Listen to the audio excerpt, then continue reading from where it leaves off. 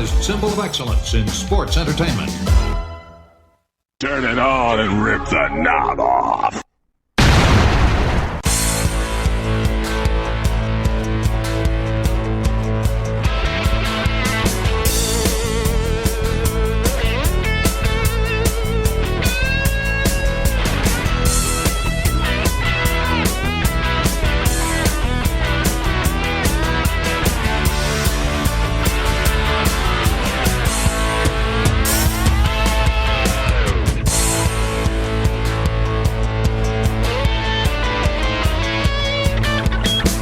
Hey guys, and welcome back to the Wrestling Memory Grenade. And I'll be knocking at your door with episode 84 here this week as we begin talking June 1987 TV here in the World Wrestling Federation. And I am your host, Ray Russell, getting ready for another exciting edition here of the 1987 project in the WWF.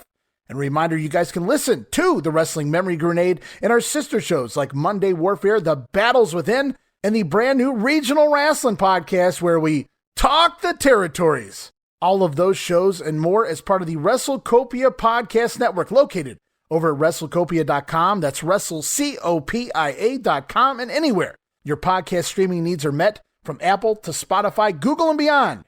You can also follow us on our social media accounts. You can follow me on Twitter at Wrestling Grenade. That's at RASSLIN Grenade. Also, follow and like us at Facebook.com/Wrestling Grenade. You can follow me on social media for all the latest goings on at the WrestleCopia Podcast Network. And I'm also constantly adding old school video clips and pictures from throughout wrestling history.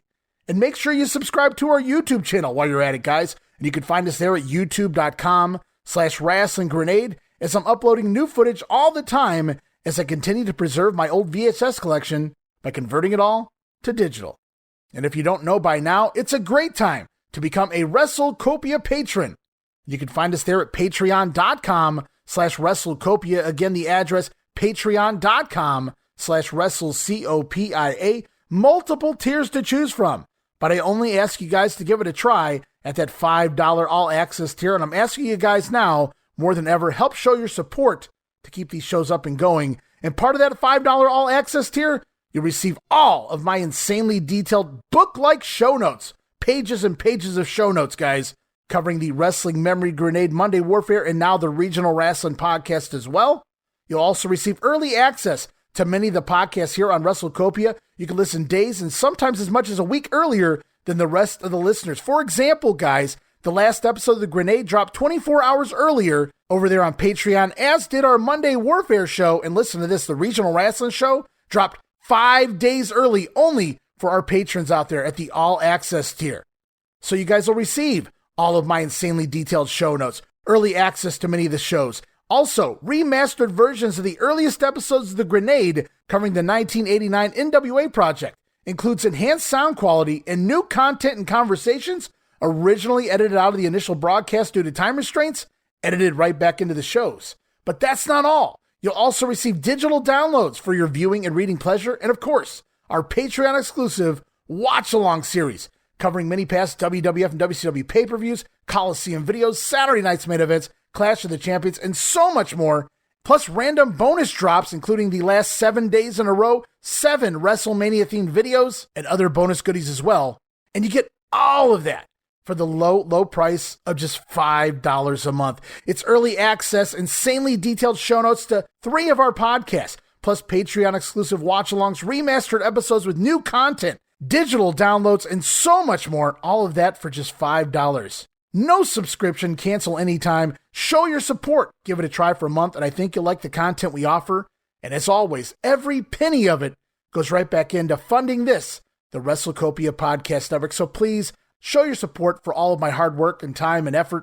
If you have a few bucks laying around and you're looking to support another podcast out there, make it ours. I certainly put in the time, nearly 24 hours a day, 7 days a week. I think we're in the middle of dropping 7 shows over a 14-day span right now, guys. Think about that. That's a quality podcast show every other day for 2 straight weeks. So if you guys can, show your support. Please help this producer / editor / content creator / host of multiple shows here on WrestleCopia. Please help me pay some of the bills and help keep that WrestleCopia podcast network up and running for the months and the years to come.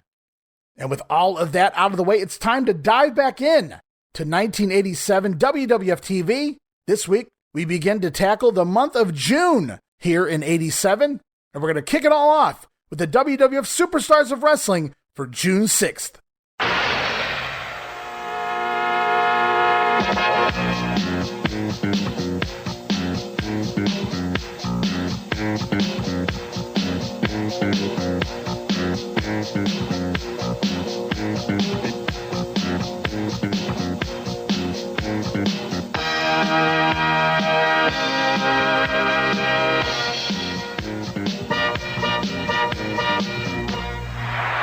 All right, and here we are, Superstars for June the 6th, 1987, tape back May 12th at the Anaheim Convention Center, Anaheim, California. It's Vince McMahon, Jesse the Body Ventura, Bruno Sammartino on commentary as we head to the ring. Demolition, Axe and Smash, Mr. Fuji in their corner, getting ready to take on the team of Jimmy Powers and Paul Roma. But didn't we just see this recently? Could have swore we just saw this match not too long ago.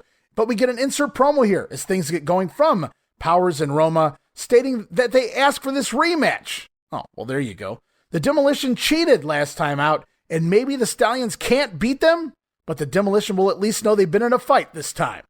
And you got to admire the determination of Powers and Roma there, but admitting they'll likely fail doesn't do much for their case. And on commentary, Vince McMahon says that Demolition's tongues appear to be dipped in blood.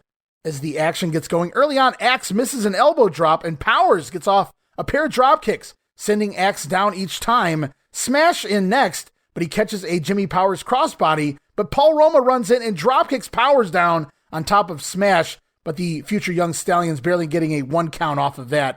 Then from there, the Demolition working over Jimmy Powers, pummeling him in their corner until he's able to finally make the tag out to Paul Roma, who comes in a house of fire on both Axe and Smash before running into a left arm clothesline from Axe out of nowhere in the corner.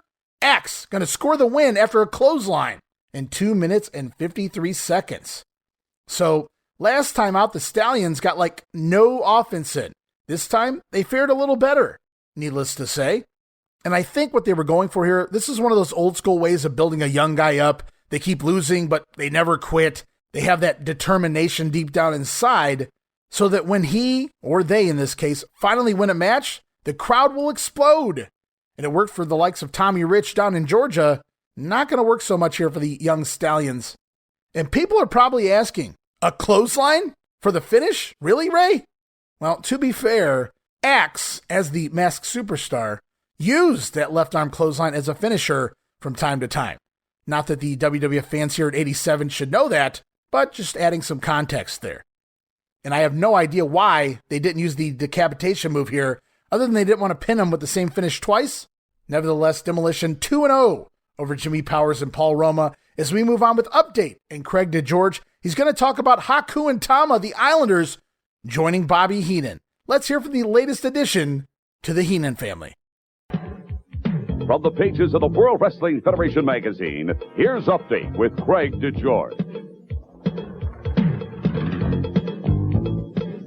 Hello, everyone. No question about it. Big surprise in the tag team division here in the World Wrestling Federation.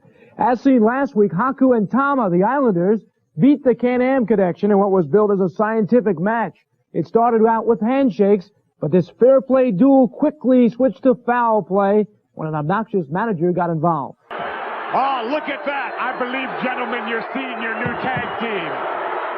Well, the old distraction technique performed to perfection by Heenan at the expense of the up-and-coming Can-Am Connection. And now, as head of the Islanders, time for yet another watch-out crusade from the Weasel.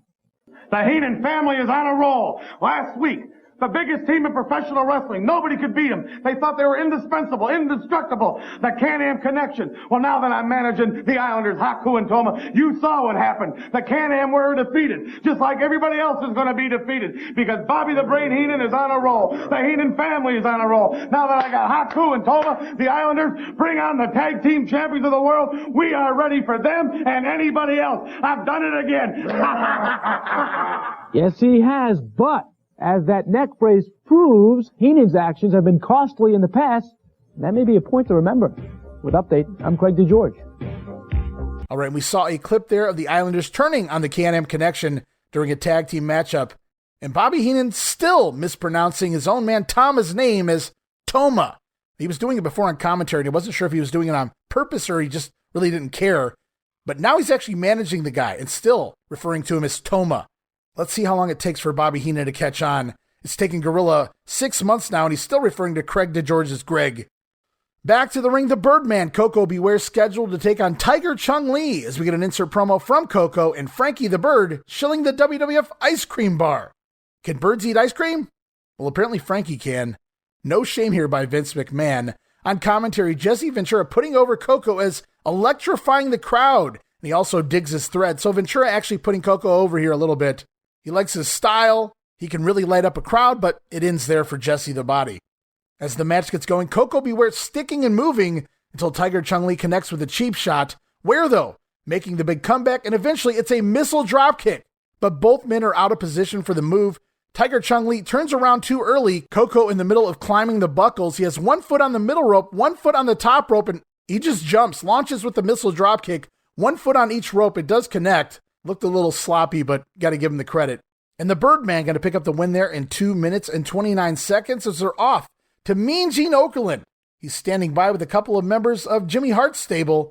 It's Dangerous Danny Davis and the Honky Tonk Man.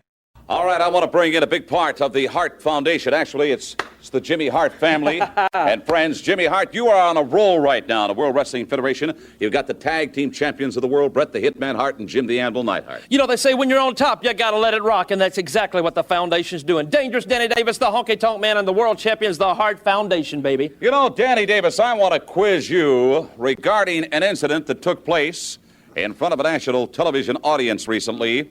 On Saturday night's main event, to be specific, you blasted George the Animal Steel. You came out of nowhere and blasted him in the side of the head with a 20-pound steel belt. Don't deny it.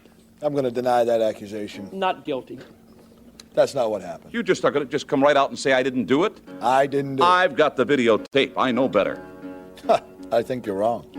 You always come out here and you always accuse someone in the Hart Foundation of stealing or doing something wrong in the ring. Who did I say stole anything in the Hart Foundation? I didn't say You've that. referred to the Hart Foundation in many different ways. I resent it. Jimmy Hart resents it. Honky Tonk resents it. And the Hart Foundation resents it. The only thing that I said recently was that when you were a referee, I got the feeling you might have been doing business. When I was a referee, I was the best referee there was. And now that I'm a wrestler, I'm going to be the best wrestler there can be. That's you were the best. You were the best referee there ever was in the world. That's right. That's exactly. That's why you got fired, right? Once you're making sense. All right. Enough is enough. Thank you. Honky Tonk, welcome once again. You got to tune that guitar up sooner or later, pal. That's what I was trying to do, and you was pecking me on the shoulder and was messing my song all up. Tell me about it. Tell me about the DDT now. Tell me that the final votes are coming down. The final votes are being counted, and you tell the world that it's over. It's over for the DDT. Well, that decision is going to be announced very shortly by World Wrestling Federation President Jack Tunney. To the best of my knowledge, though, it doesn't look like the DDT is going to be banned. Oh, to the best of your knowledge. You tell him, Colonel. Tell him how many thousands and thousands of votes you found stuffed back. That's it, baby. In a filing cabinet in the rear side of that big fat Jack Tunney's office. Yeah, that's what's been happening to the votes, but we've got to the bottom of it now. And I know that my friends, and I know that all of my fans, the people that love the Honky Tonk Man, and thank you very much, ladies and gentlemen. Thank you very much for writing in. Thank you for calling in, and please keep the cards and letters coming because the final days are coming. The final day, the final countdown. To ban the DDT. It's all over. I know it's going to be over because those hundreds of thousands of cards and letters we found in the back room will be counted. I like that a lot. All right, we know the Hart Foundation are the tag team champions. We know what's coming up for the Honky Tonk Man. Danny Davis kind of the odd man out, but he's playing up that asshole heel character pretty well still here at this point. But they're doing the Davis character no favors by the opponents that they've been picking for him. In a feud with George the Animal Steel? Yeah, that'll get you over. If your name's the Macho Man. Up next, it's a pre-recorded comment from WWF President Jack Tunney. Ladies and gentlemen, due to the overwhelming public response and the view of the board of directors of the World Wrestling Federation, the DDT will not be banned. Tunney announces that due to the outpour from the fans and after careful consideration with the board of directors, the WWF will not ban the DDT, regardless of the petition of Jimmy Hart and the Honky Tonk Man. So take that, Honky Tonk. Jake's finisher, the DDT, not banned here in the World Wrestling Federation. As we're back to the ring, more action. Kamala and Sika headed to the ring with manager Mr. Fuji, handler Kim Chi, taking on the team of CV Afi and Don Adams. No, not that Don Adams of Inspector Gadget and Get Smart fame, but rather enhancement talent Don Adams here. And Afi gonna try and slam Kamala early on, but fails miserably in his attempt. And Kamala with a leapfrog over Afi before landing a thrust kick. To a pop from the fans, they really appreciate Kamala's athleticism. From there, it's Don Adams tagging in, and he gets worked over by both heels before the Samoan drop nearly breaks the arm of Adams. Got to tuck that arm in. And Kamala finishes it off with a big splash, scoring the win for the team in just 1 minute and 14 seconds. And post-match, Kamala back to the top rope again, trying for that top rope splash, but he has to be talked down by Kim Chi and Mr. Fuji, and that's getting a little monotonous. Just let him hit the splash. Your heels, for fuck's sake. And so we've had our update. Now it's time for Special Report, also with Craig DeGeorge. And this one again on superstar Billy Graham. As we continue this series of special reports on Graham's return, the superstar training for a comeback, which the doctors have advised against. And we get another promo here from the superstar out in the desert, somewhere near his home, I would imagine in Arizona. Billy Graham determined to get back in the WWF rings. As we do head back to the ring for more action, Ken Patera scheduled to take on Jimmy Jack Funk. As we get an insert promo here from Bobby the Brain Heenan, he's disgusted that the fans would cheer for an ex-con like Patera, but the Brain, he still plans to get even with the former Olympian. Then it's off to the action. Kenny Patera overpowers and works over Jimmy Jack Funk, including that big body toss. Remember, he likes to throw those guys across the ring. It's not a normal body slam. The only fun move in Patera's repertoire at this point in his career. But Jimmy Jack Funk comes battling back, landing a power slam and the old middle rope fist drop, a la Jerry Lawler. But he can't keep Patera down. Ken makes the comeback, delivering a clothesline right under the chin of the Funker. Nasty clothesline. And the bear hug is locked in as the crowd goes, mild. Patera going to score the submission win here, 2 minutes and 27 seconds. And that's scary. That crowd reaction is a little scary for me because remember, Vince has lost Duggan, Steamboat, and Jake Roberts to a degree for the next several weeks to months. So Patera has somehow become the de facto number 2 babyface for the short term anyway. Just a scary thought. And if you guys didn't have enough of Kenny Patera there, it's a double dose of the former Olympian. Now we're off to Mean Gene Okerlund as he stands by for an interview with Ken Patera. All right, folks, here we go. Gene Okerlund, along with the superstars of wrestling from the World Wrestling Federation, and one man that certainly has turned his life around 180 degrees. He had to pay his dues, there's no question about that. My guest from Portland, Oregon, former Olympic weightlifter Ken Patera, welcome. And certainly, Ken, you've had a very difficult, trying 2 years plus. Yes, I did, Gene. You know, I got into a little scrape with some law enforcement officers. I'm not going to say they were right. I'm not going to say that I was wrong. But we'll just leave it at that. I wound up doing 2 years in Wisconsin State Penitentiary at Waupun. And like I say, I'm not proud of that, but I did pay my pound of flesh to society. I paid my dues. And I like to say one thing that I said in the past. I'm proud to live in a country where if a man makes a mistake, he can pay his debt to society and be a free man, leave it all behind him. I know there's a lot of countries in the world that doesn't apply. You know, the one thing, too, that I think we should bring up just as a matter of course, and that would have to be your association in the past and the present with one Bobby the Brain Heenan. You know, when the going got tough, Heenan took a hike. He told me that he's going to stand behind me 110% through thick or thin. But Heenan, when I turned around, you were nowhere in sight. And that's where the discrepancy started. You said that you would stay and back me up. You would stay in touch with me, stay in touch with my family. You did neither. You just took a hike. When the going got tough, you took a hike. Tough times don't last, but tough people do, Heenan. Or Weasel, I should say. I thank you very much, Ken Patera. Certainly he has got a bone to pick, a score to settle with Bobby the Brain Heenan. And the storyline continues, Ken Patera gunning for the entire Heenan family. As we roll on with Superstars, it's the Snake Pit. And Jake Roberts' guest this week, Outback Jack. Or in certain markets, it was actually Slick, Butch Reed, Nikolai Volkov, and the Iron Sheik. But because of Sheik's firing, they pulled that in as many markets as they could and replaced it here with good old Outback here on the Snake Pit.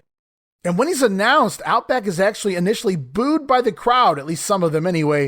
And it's a pretty bland and basic promo from Jack as he explains the origin of Irving, his crocodile on the back of his jacket. And I'm surprised they didn't play up the reptile bond here, the snakes, the crocodiles. And as the promo goes on, Jack, obviously coming off like a good guy, a good bloke, says the competition is tough here in the WWF, but he plans to get the job done in the ring.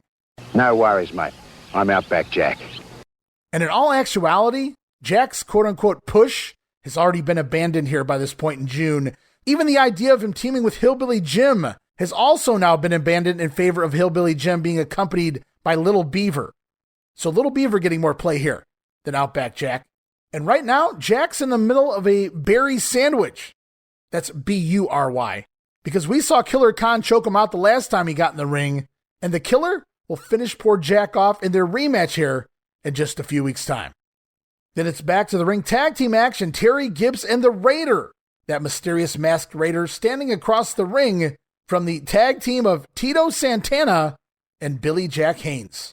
And we got a couple of buckwheat jokes earlier with Coco Beware. Ventura back here and all the way live with the Hispanic jokes for Tito Santana. Says his real name is Chico. He knew him way back when he sold enchiladas in Tijuana. And they weren't very good enchiladas at that. Ventura talking about Chico's Revenge. Got to get those in, Jess?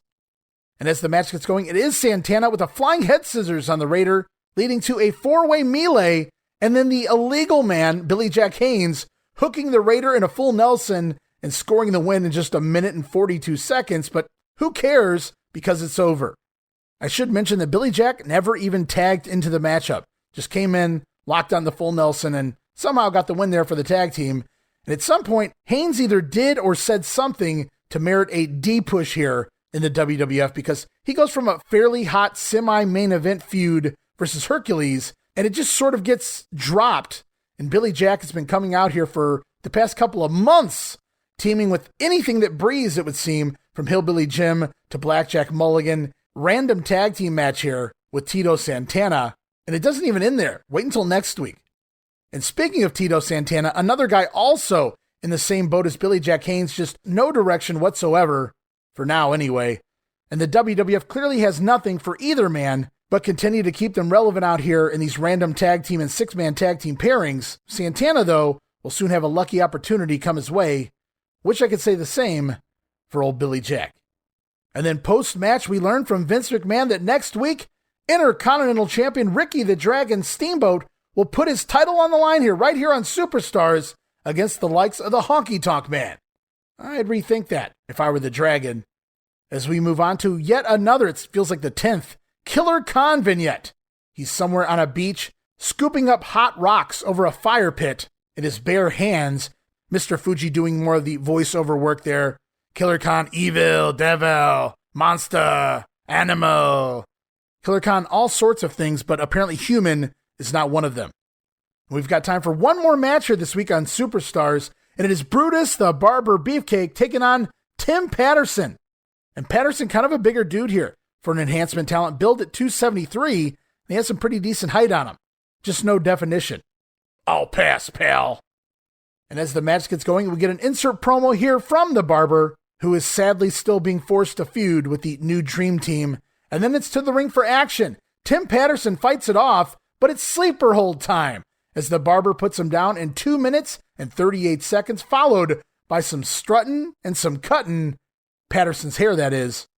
Beaver even pulling out a pair of clippers, giving Patterson a bit of a mohawk, and the fans are just eating this new gimmick up, this good guy Brudai, humiliating his opponents. Now they also use this beefcake matchup for Vince and Bruno to trash the Honky Tonk Man getting a title shot. They don't feel he's deserved it. Meanwhile, Jesse Ventura supports it, naturally. More on that in just a minute, but first, we're off to Mean Gene Okerlund, this time standing by. It's the Doctor of Style Slick. He's standing by with a couple members of his stable, Nikolai Volkov and the natural Butch Reed. Here's a guy that just never ceases to amaze me. He is the consummate manipulator. He is the doctor of style. He certainly is a fashion plate. I'll give you that, Slick. You're one of the best-dressed men I see these days in the World Wrestling Federation. And obviously, you pay a little money for your suits. Well, you know, Gene, I've always admired you of a man of integrity. Thank a man with first class. Thank you.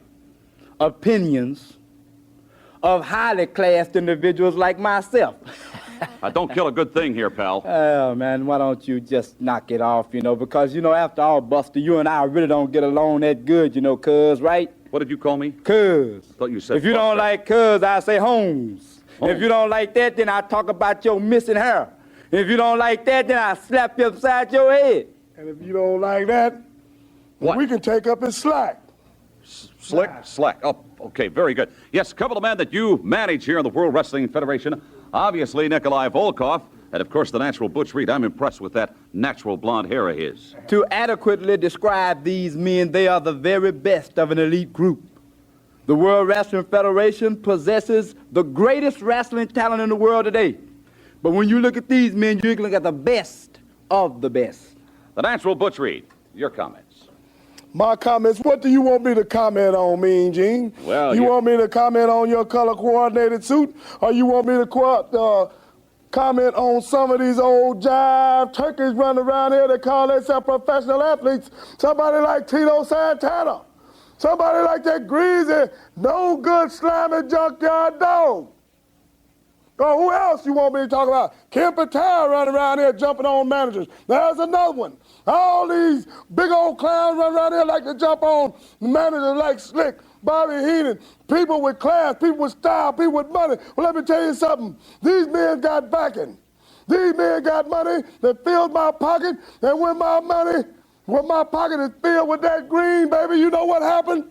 What's that? I get mean, baby. I get mean when I got green in my pocket. And that's what it takes. Tito Santana, you Ken Patera, all you managed beating suckers, get ready, boy, because me and the big Russian here got something for you. That's right, Nikolai. All right, with that, Nikolai Volkov, welcome aboard. Well, I'd like to be glad to be here because I believe all American athletes should be proud that Nikolai Volkov is here, and Russian government should send all American wrestlers medal because they make me lots of money than I invest in Russian war bonds. You buy war bonds with your money? Russian war bonds? Yes. His money. I'd like to talk to your stockbroker. Very good. I thank you very much. The Doctor of Style, Slick, Nikolai Volkov, and the natural Butch Reed. They truly are superstars here in the World Wrestling Federation. Noticeably absent there was the Iron Sheik. Iron Sheik no more. And Nikolai Volkov, he didn't feel like much before, but even less of a threat now. I said it before. I said it last week. Luckily for Slick, the one-man gang came at just the right time. And as Superstars comes to a conclusion, we get closing promos for next week's feature match. It's IC champion Ricky Steamboat and the Honky Tonk Man. I told everyone that I would be the fighting champion. It didn't matter who came up first. Savage, it didn't matter. Honky Tonk, it just happened to be you, and I'll take you on here next week. And now, ladies and gentlemen, we will hear from the Honky Tonk Man, who is determined to wear the gold around his waist. Here now, the man from Memphis, Tennessee. I can't wait, Jimmy. Next week, you know, I got all these sequins on my suit. I got this belt right here, but it's just not big enough. Next week, Ricky the Dragon Steamboat, the Honky Tonk Man, is going to have the Intercontinental belt around his waist. That's just what I need. I need more gold. I need something just a little bit bigger for the Honky Tonk Man, and I can play loud and clear. So next week, ladies and gentlemen, right here on the Superstars of Wrestling, one-on-one, the title matchup, Ricky the Dragon Steamboat squaring up against the Honky Tonk Man. Well, there it is. And coming out of WrestleMania 3, the WWF was just printing money. And I hate to keep harping on it, but it's scary to think that below Hulk Hogan at this point, they've lost essentially everything all at once on the babyface side. Everything they were building towards for the B show main events, the C show main events, that second tier of babyface talent. And they want Brutus Beefcake in that spot as well, but he's just not there yet. And it doesn't help that he's working with the new Dream Team. And when 1987 Ken Patera is your next man up, you're in a pretty shitty position. Now, thank God we know we've got the Savage turn coming. They called the audible to bring Bigelow in as a babyface as well. Paul Orndorff going to go face. And eventually, the Ultimate Warrior going to work out here for the WWF as well.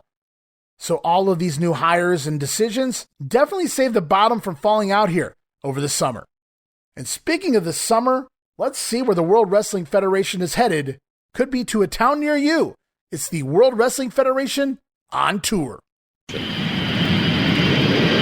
It's the World Wrestling Federation on tour, coming to these great areas and facilities with action. Friday, June 19th, Atlanta, Georgia, the Omni, the champion, Hulk Hogan, title defense of the Omni. Thursday, June 18th, Odessa, Texas, Ector County Coliseum. You'll see Nikolai Volkov in Odessa. Thursday, June 18th, Birmingham, Alabama, Boutwell Auditorium. Randy Macho Man Savage comes to Birmingham. Thursday, June 18th, Montgomery, Alabama, Garrett Coliseum. The Hart Foundation will be in action in Montgomery. Wednesday, June 17th, Wichita Falls, Texas, Wichita Falls Auditorium. Tito Santana in action in Wichita Falls. Wednesday, June 17th, El Paso, Texas, El Paso Civic Center. The Honky Tonk Band will be in action in El Paso. Wednesday, June 17th, Huntsville, Alabama, Von Braun Civic Center. The Birdman, Coco Beware, the British Bulldogs among those in Huntsville. It's the World Wrestling Federation. Be a part of it when it comes to your area. Be a part of it when it comes to your area, guys, as we head off to June the 7th for another edition of WWF Wrestling Challenge.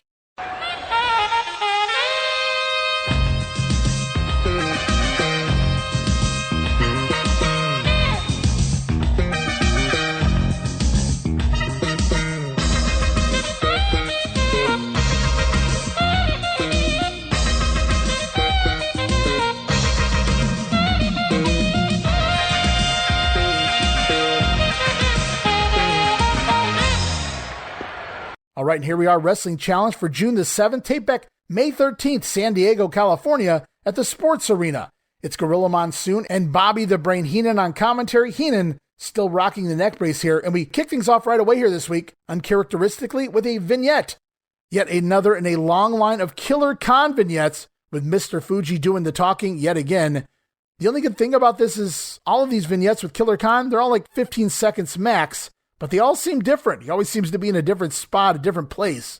And they're really trying to get the Killer over as a threat to Hulk Hogan's title for the summer house shows. So the WWF putting in the effort, at the very least, as we head to the ring. It's the Honky Tonk Man, with Jimmy Hart in his corner, taking on Jerry Allen, as Jimmy Hart brings a sign with him to the ring that reads, "Ban the DDT." But pre-match, ring announcer Mel Phillips has a special announcement. He alerts the Honky Tonk Man, Jimmy Hart, and the fans in attendance that President Jack Tunney has made a ruling that due to the overwhelming public support, as well as the view of the public directors of the World Wrestling Federation, Jack Tunney has opted not to ban the DDT, sending the Honky Tonk Man and Jimmy Hart into a frenzy. What are the odds this announcement is made with Honky Tonk Man standing right there in the ring, as Mel Phillips basically read the same thing that Jack Tunney said on Superstars, only he did it without pausing. Good old one-take Tunney, huh? As Honky Tonk Man visibly frustrated at the announcement of the DDT not being banned, Jerry Allen uses the distraction to attack and deliver a dropkick to the Honky Tonk Man. Allen then tries for a second one, but it doesn't work this time. Honky Tonk Man holding onto the ropes to dodge the move, thus taking over control. And eventually, Honky Tonk with the sit-out clothesline and the shake, rattle, and roll neckbreaker. And Honky actually gets up from the pinfall at the 2 count, but the referee counting 3 anyway. Honky Tonk Man going to get the win in 1 minute and 53 seconds. And post-match, we see the Honky Tonk Man doing his thing for the beautiful audience out there, but promises to go recount the votes. As Bobby Heenan on commentary says that Honky Tonk Man was jobbed. You heard me right. Honky Tonk Man jobbed by WWF President Jack Tunney. He says it more than once. I always love whenever Bobby Heenan threw around the term jobbed. I want to touch on Jimmy Hart for just a minute here. And after Earthquake, I felt it was all downhill for the Jimmy Hart character, but he's got some great gimmicks and talent to work with here in the late 80s. Of course, the Hart Foundation, tremendous wrestlers. And the Honky Tonk Man, he's a heat magnet right now. And hell, even that smug-ass Danny Davis still has his heel heat here in the summer of 87. But I've never seen someone become so hated so quickly as much as the Honky Tonk Man. The crowd absolutely loathes him. And it's been said the WWF never intended on the Honky Tonk Man gimmick getting this over, but they clearly realize it and they run with it. And kudos to them for that. as it's time for Wrestler's Rebuttal with Craig DeGeorge. He's going to talk to the WWF Tag Team Champion Hart Foundation. And I thought it was fun here as DeGeorge is standing in the future Event Center studio. I believe they call that Edit 1. Of course, that studio would become more commonplace for Sean Mooney later here in 1988. But here in this promo, the Hart Foundation deny the rumors of them being closet champions. They hide from no one. They offer to defend the belts anywhere, anytime. They even begin a "We are not afraid" chant as they leave the segment. We are not afraid. We are not afraid. And I gotta say, the heel Hart Foundation were just so good at what they did. As we move on with Challenge, we get a replay from Superstars of the Islanders turning heel in a matchup against the Can-Am Connection, joining Bobby the Brain Heenan's family. And when we get back to Challenge, we see a laughing Bobby the Brain Heenan sitting next to a disgusted Gorilla Monsoon, as we're off to yet another promo. We've already heard from him once here on this edition of The Grenade. We're going to hear from him again. I don't know that it's going to get any better, but it's Mean Gene standing by with Ken Patera. All right, Gene Okerlund reminding you that we're going to get you back up into the ring for more exciting World Wrestling Federation action in just a moment or two. He is back in the fold of the World Wrestling Federation. I'm talking about strongman Ken Patera from Portland, Oregon. Of course, Ken, you competed at the Olympic level. Let's go back to the beginning. I believe at the high school, the collegiate level at Brigham Young University, and also at the Olympic level in 1972 at the Games in Munich. That's right. You know, competing as an amateur for many, many years gave me a tremendous background in all sports, you know, whether it be football, track and field, wrestling, weightlifting, of course, you know, to build the strength that it takes to become a professional athlete, especially professional wrestling. When you isolate all the different athletes in each profession, each given profession, you always have big, strong people. But to become a professional wrestler, you not only have to be big and strong, you have to be very witty, very canny. And that's when I come to the Weasel. The Weasel, I'm not going to degrade you right now, because I'm going to kind of build you up a little bit. You are an intelligent man. You're a very wise man. But on top of that, you're a very sneaky, treacherous, malicious person. You can call me all the names you want to call me. I don't care. That doesn't hurt me. But what really hurts is when you start calling my children and my wife, my entire family. When you start referring to them as not those kids and calling my wife other types of names, that's when things get a little nasty. And when I put that belt around your neck and flung you across the ring and jerked it, I heard a little snap, crackle, and pop. Unfortunately, I didn't decapitate you, exactly what I wanted to do. That might sound a little crass, a little rude, maybe just a little downright nasty. But that's what it's all about. When the going gets rough, the tough get going, and you're not one of those.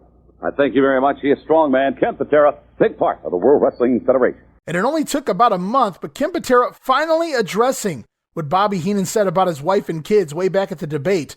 Again, that was about a month ago. Maybe he went back and watched the tape. And Patera continuing to vow revenge, but as usual, very monotone in his delivery. Patera feels like he's just reading from cue cards. Just no emotion behind any of his words. And then it's back to the ring to see a Heenan family member in action, Hercules, with Bobby Heenan in his corner, taking on Jerry Monty. As luscious Johnny V going to join for commentary here, we get an insert promo from the mighty Hercules. And all of this seems pointless because we go right into the finish almost immediately as Hercules locks in the full Nelson, going to score the win in just 30 seconds. We barely had time for the insert promo. Johnny V barely had time to say anything on commentary, and this matchup is already over.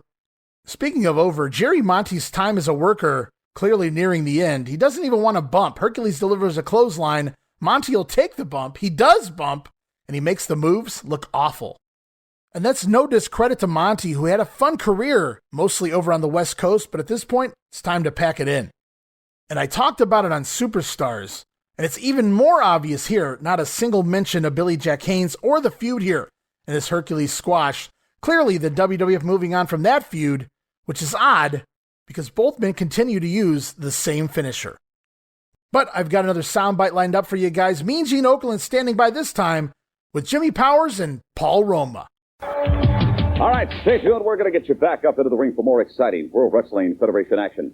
A lot of things happening these days here at the World Wrestling Federation in terms of tag teams. You see a lot of new tag teams come along, and one of the most promising has got to be the team of, to my right, Jimmy Powers, and to my left, Paul Roma, both from the New York City area. And Paul, I'll tell you what, this tag team situation here in the World Wrestling Federation is something else. You've got the Can-Am Connection, the British Bulldogs.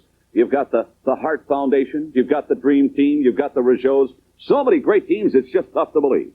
Yeah, you know, they're all the best here in the World Wrestling Federation, and we're a young team, we're up and coming, and we're hoping that the people will stay behind us, and, you know, well, we have everything to gain by beating these top teams, and we're going to show the people that we've been working real hard. You know, Jimmy, ultimately, I'm sure Paul and yourself would like to get a shot at the Hart Foundation more than that, what they represent, the World Tag Team Championship belt. Like you said earlier, Gene, the World Wrestling Federation is full with the top tag teams in the world, and we're just looking to get our chance to make a break and to get a championship shot, so maybe eventually someday we'll have the World Championship belts around our waist. You know, I'm very curious, Paul, do Jim and yourself have an opportunity during the course of the week? I know you've got a very busy schedule, very hectic, but do you have an opportunity to work out together, to get that timing down?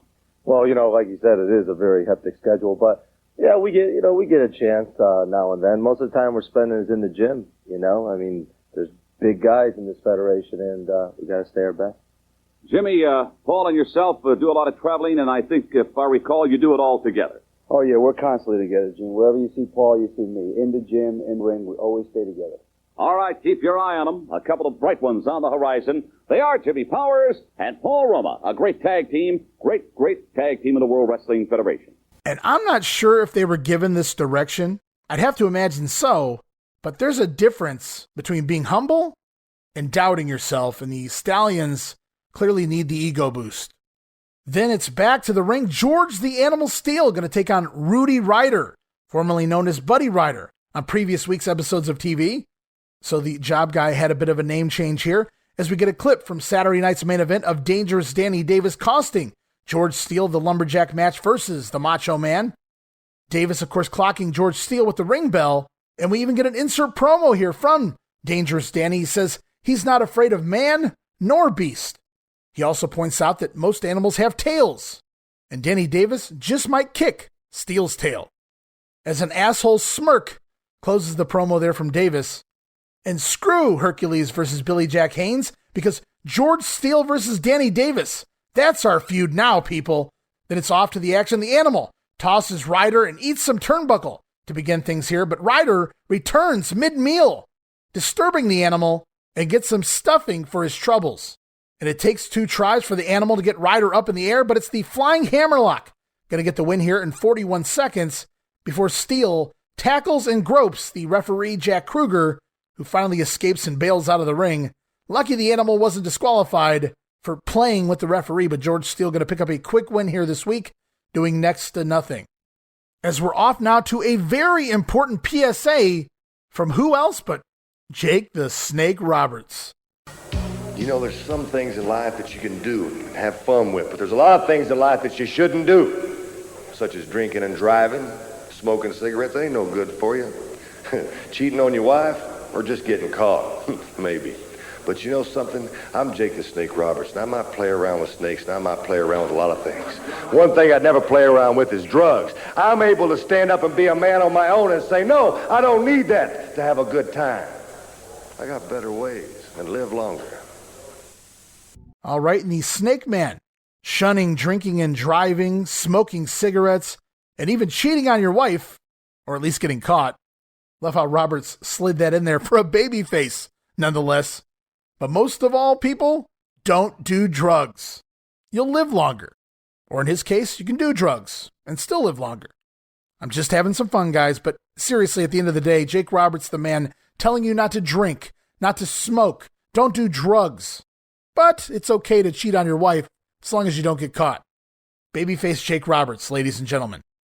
All right, last week we saw the devastation from this man, and Slick, tell us about this find. You know, I'm glad that you use the word devastating, because that's exactly to the T that fits the big 747 right here. This man is so mean and so ferocious that he got up this morning and slapped himself a couple of times. He's so mean, I'm even scared of him. You understand what I'm talking about, Daddy? Yeah, what about this move that you got to, what is that name? Well, you know, you can thank me for that. I'm responsible for it. I told him to utilize his size, baby, and he climbed to that second turnbuckle and grabbed the man by the back of his head. head and blasted him down to the floor. You call it the Master Blaster.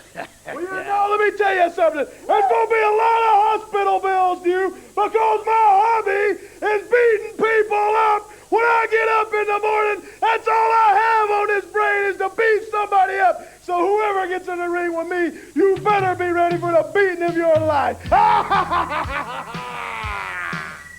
And it's back to the ring. Tag team action sees the new dream team of Dino Bravo and Greg Valentine, accompanied by luscious Johnny V, taking on the team of Paul Roma and Jim Powers. Let's see if they fare better here against the dream team. Of course, they did the job on Superstars to demolition. As we get an insert promo to kick things off from the Rougeau brothers, who, much like Beefcake, are still coming for the new dream team. At this point, I have to ask, how does the blandest tag team in all the land, the new dream team, have 2 feuds? I wrote, sigh. And as the match gets going, Roma looks good early on with a hip toss and dropkick on Dino Bravo, sending him to the floor. But that's about it before the heels pick him apart after Bravo counters a monkey flip out of the corner into an inverted atomic drop. And as the offense continues here by the heel tag team, Dino Bravo at one point jumping off the bottom rope with a punch. I wrote, ugh. Jimmy Powers finally getting tagged into the matchup, and he goes to work on both of the dreams, but Johnny V up on the apron to distract the referee. Jimmy Powers going for a reverse roll-up on Greg Valentine, but as they run into the ropes, Powers running into a clothesline from Dino Bravo from the apron. Down goes Powers, Valentine dropping the big elbow, gonna finish Powers off here in 4 minutes and 21 seconds. And the team of Roma and Powers have been trying to show a little something here as of late, but they picked the wrong team here on Challenge to look good against. I don't know that anybody's looked good against the Dream Team yet, much less an up-and-coming tag team, as both Valentine and Bravo move and bump in slow motion, which just ruined Jimmy Powers' hot tag here. He was trying to hit moves fast and in succession, and he kept turning around and had to wait and wait and wait for his opponents to get in position for the next move. And as for the Dream Team, the new Dream Team, they don't even necessarily wrestle as a team. Just 2 singles guys doing their own thing who happen to make tags every once in a while.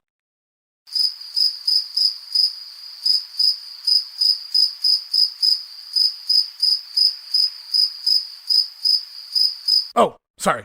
New Dream Team get the win. As we're off to a replay of special report regarding Superstar Graham's potential return to the ring, and then it's back to the ring for the Macho Man Randy Savage, Miss Elizabeth in his corner, taking on Billy Anderson as the still upset Savage over losing that Intercontinental title. Get over it, Mach. Randy Savage going to take control here, sending Billy Anderson outside, and a flying double axe handle off the top rope out to the floor. Then back in the ring, Savage going for multiple covers here, pinning Billy Anderson but picking him up at the 2 count. I'd say he does it at least 4 times in this match, and yet somehow is not disqualified. Finally, though, it's the Macho Man with a gut-wrench suplex and a flying elbow drop. Puts his foot on the chest of Anderson to pick up the win here in 2 minutes and 31 seconds. And as we come to the end of this edition of Wrestling Challenge, they too sell the Intercontinental title match between Ricky Steamboat and the Honky Tonk Man, as if it's exclusive to Challenge here next week as well.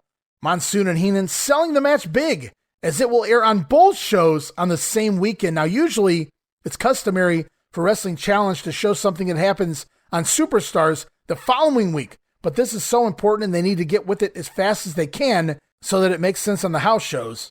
So here next week on Superstars and Wrestling Challenge, it's the IC title match between the champion Ricky Steamboat and challenger the Honky Tonk Man, as we hear from both sides yet again.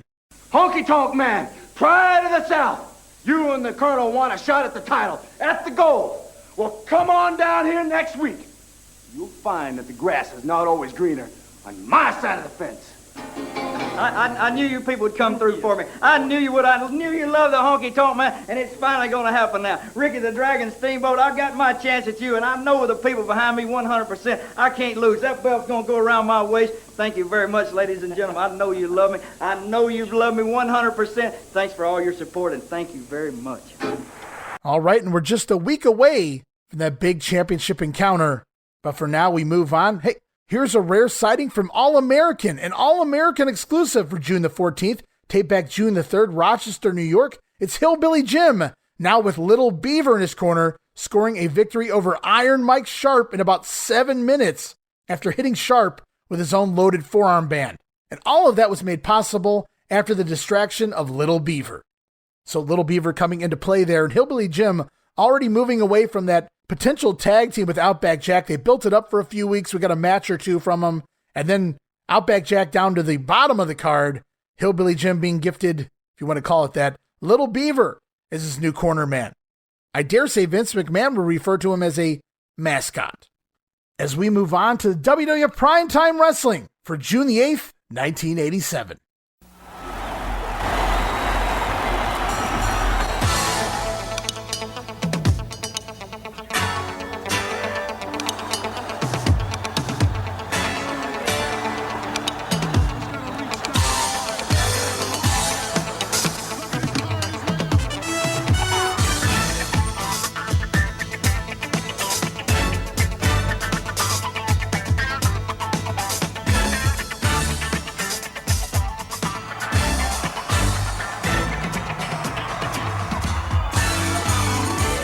Hosted once again this week by Gorilla Monsoon and Bobby the Brain Heenan, we're off to the introduction and banter from this week's edition of Primetime.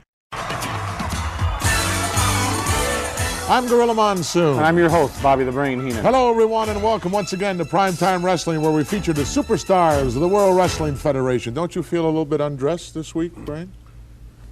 I don't see Lance around anywhere. Your attorney at large. Is he still at large?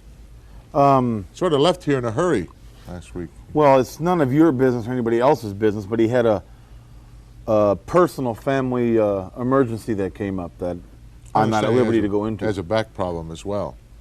The big yellow stripe running right down the middle. Well, I don't have a lot of guys that you associate. I don't have to go into that. You're starting off the program right away by knocking me. Well, might as well. Why not? Might as well do it now. Sure, get it over with. Still got the horse collar on. How much longer are you going to have that? My physician says I must continue to wear this. Did you tell him what I told you might be happening? You might be cutting the circulation of blood to your brain? No, you don't have to worry about my brain. My brain acts like that. Got some great matches lined up here this week on Primetime Wrestling. Going to be taking a look at Outback Jack and, of course, our feature, the Honky Tonk Man, a guy with probably the least amount of musical ability I know right now in the World Wrestling Federation. You know, the other day I had to go to Memphis, Tennessee, and I had to do a couple interviews there, and Graceland, Elvis Presley's home, is right there, and they have tours that go through there. Right. And one of the security guards asked me, they said, "Have you seen the Honky Tonk Man?" Please. I said, "What do you mean?" He says, "Everybody seems to be coming here. They want to see him." Get out of my face with that garbage. Right now, let's go to our opening match, the Ace against... And Gorilla Monsoon having some fun there, bringing up Lance Wilshire again. He calls him the attorney at large. I love that one. Heenan claiming that Wilshire had a personal family emergency and had to take off last week. Bobby Heenan also stating that he's been advised by his physicians to continue to wear the neck brace until further notice. Going to milk that thing for everything he can. As we roll on here with Primetime, there's a special guest visitor in the studio in the form of the Birdman, Coco Beware, and he's not alone. He's brought Frankie along with him. Listen to that music. That's one guy's music and one guy. I'm talking about Coco Beware. Welcome to Primetime Wrestling. All right, thank you. Glad to be here, Mark. It certainly is a pleasure for you to be here. All right. Frankie, how are you? He feels good. Oh, great. Yeah. Take a look. This is the guy and the bird that you've been making so many derogatory remarks about. I never said a word about him or the bird. Look here, Frankie. That's your first cousin. Frankie, hey, he loves wimps. And he loves weasels. Oh, yeah, weasels. Who do you think you are coming on my television show here and insulting me in front of millions of people? You weren't invited by me. This is not your television show. He's a standing invitation from me to come here at any time. Oh, you couldn't get Ken Patera, the other jailbird, so you picked up any bird you could find on the street, right? Please, give me I guess a bird to you is a bird. It doesn't matter what kind of a bird. Lots of exciting things going on right now in the World Wrestling Federation, and I think that you've got a tremendous feud going with that Danny Davis. Yeah, well, he called himself Dangerous Danny Davis. Dangerous. But I guess so, he's behind the Hart Foundation and everything like that. You got to give Danny credit for it because he's beginning to make a name for himself in the World Wrestling Federation. But I think Danny Davis has to go a long Don't way put to me get on by hold. somebody like you, though, Coach. Well, I'm telling you, he knows that he's paying his dues every time he steps in the ring with the Birdman. Because you're always in great shape. And That's you're right. Always, I feel good. Boy, you're You'll be gone electrifying. in a You're minute. exciting. What's wrong with this guy here? Coach, thanks for coming by. Really, why don't Come you? here. Yeah. Get on Give that me a little weasel, special okay? invitation. Oh, I Hey, love it. Hey, yes. I'm allergic to birds. Get that thing off me. I love it. That's Get your that brother. thing off Let's me. go. All right, that soundbite could use more of a visual effect rather than a soundbite, but I had to play it anyway. Some fun stuff there. Gorilla talking with Coco Beware. Bobby Heenan trying to ignore the two on the phone, but Frankie squawking right in his ear. Coco, though, talking his issues with Danny Davis here on Primetime, which is a little bit odd because they didn't really have much of a feud going, and we already know that Danny Davis now moving into a feud with George the Animal Steel, but Coco needs something to talk about and must have been in Titan Tower for some reason, and they decided to have him drop by here on the Primetime set. So you never know what's going to happen here on Primetime. Last week it was Lance Wilshire. This week, the Birdman stops by. As the conversations go on here, Gorilla and Bobby going to talk a little bit about Outback Jack. Gorilla also questioning the brain as to the whereabouts of the missing in action Mr. Wonderful. Outback Jack continuing his winning ways here in the World Wrestling Federation, and whether you like the guy or not, he possesses quite a bit of talent. I understand he used to be a mugger in Melbourne. Please, to hit people from behind when they please. walk by old doorways and stuff. Anywhere near Melbourne. He comes from Humpty Doo, Australia. Oh, that's right, the bubbling metropolis of Humpty Doo. Well, city limit signs are on the same post there, I understand. You always have something derogatory to say No, about it's a everybody, nice except town. guys like Benedict Arnold and Mr. Wonderful. Yeah. I know what you're referring to. Yeah, where's he been? He's been on kind of a hiatus. Yeah, I know. That's what I'm asking you. Where's he been? Well, I don't book all my people and my family day in and day out. Well, He you're wants 6 his months off. manager. That's right. He wants 6 months off. I give it to him. He wants to go bowling, wants to relax, wants to do whatever he wants to do. He can do Guy's it. hurt, right? He's not hurt. There's nothing wrong with him. Nothing wrong with him? Not a thing wrong with him. Sure? I'm positive. I'm hurt. Yeah, that's obvious. Mentally and physically, you're a little disabled. I'm say not. the least. And if you know, Bobby Heenan slyly throwing in that if Orndorff wants 6 months off, he gets 6 months off. If he wants to go bowling, he can do that too. Of course, the joke being, remember, when Orndorff had to take the time off, he saw that his wrestling future was likely in jeopardy, so the first thing he did was he went out and invested in purchasing a bowling alley, of all things. Back near his home, Paul Orndorff been running a bowling alley in his time off here from the WWF, so Bobby Heenan kind of throwing that in, a bit of an inside joke there. And as we grow near the end of this edition of Primetime, Gorilla Monsoon going to talk about a free WWF calendar you guys can win. As we say goodbye here this week on Primetime, we also learned that the program will be undergoing a date change for next week. Well, folks, that wraps it up for another week here on Primetime Wrestling. As usual, we had some tremendous matches, and next week will be no exception. We'll have some more.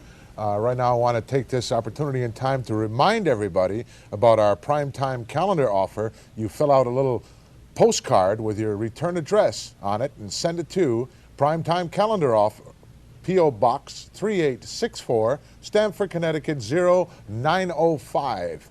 06905. I have to do everything. Well, you just did that purposely to see if I was paying attention. You never pay attention. Once free again, calendar. It is a free calendar, and what we're going to do is, after a couple of weeks, we're going to pick 100 of the postcards at 100 random. humanoids will have a calendar. You think free they care what day it is or what month it is? They don't know what's going on. Let me wrap it up now. You've blown the zip code. Now I'll wrap it up. Go ahead. Well, another evening of prime time has gone by. Now next Monday night, we'll all be here again. No, we won't. We're not on Monday night next week.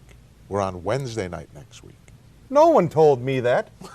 What if I'd have showed up here Monday night and sat here in a dark room? That'd have been fun, wouldn't it? Yeah, it would have been in my fun condition. for you. It's next Wednesday night. Next Wednesday we'll be on, yes. Now, I knew that. I just wanted to see if you were aware of it. What's going to be on Monday? Badminton. Yeah, tennis. Same thing. Next Wednesday night. See, you try to make a fool out of me. It's not hard. Okay, and Monsoon clearly missing a number in the zip code there, and Bobby Heenan having some fun there at the Gorilla's expense. And Primetime Wrestling will be back next week, but it won't be on Monday night. Nope, next week it's Wednesday night. The USA Network going to air a little tennis on Monday, so Primetime for 1 week only, moving to Wednesday, June the 17th. And as we conclude this edition of Primetime Wrestling, I should also mention a Primetime exclusive shown here, as we see Sam Houston going over on Iron Mike Sharp with the Bulldog in just about 5 minutes' time.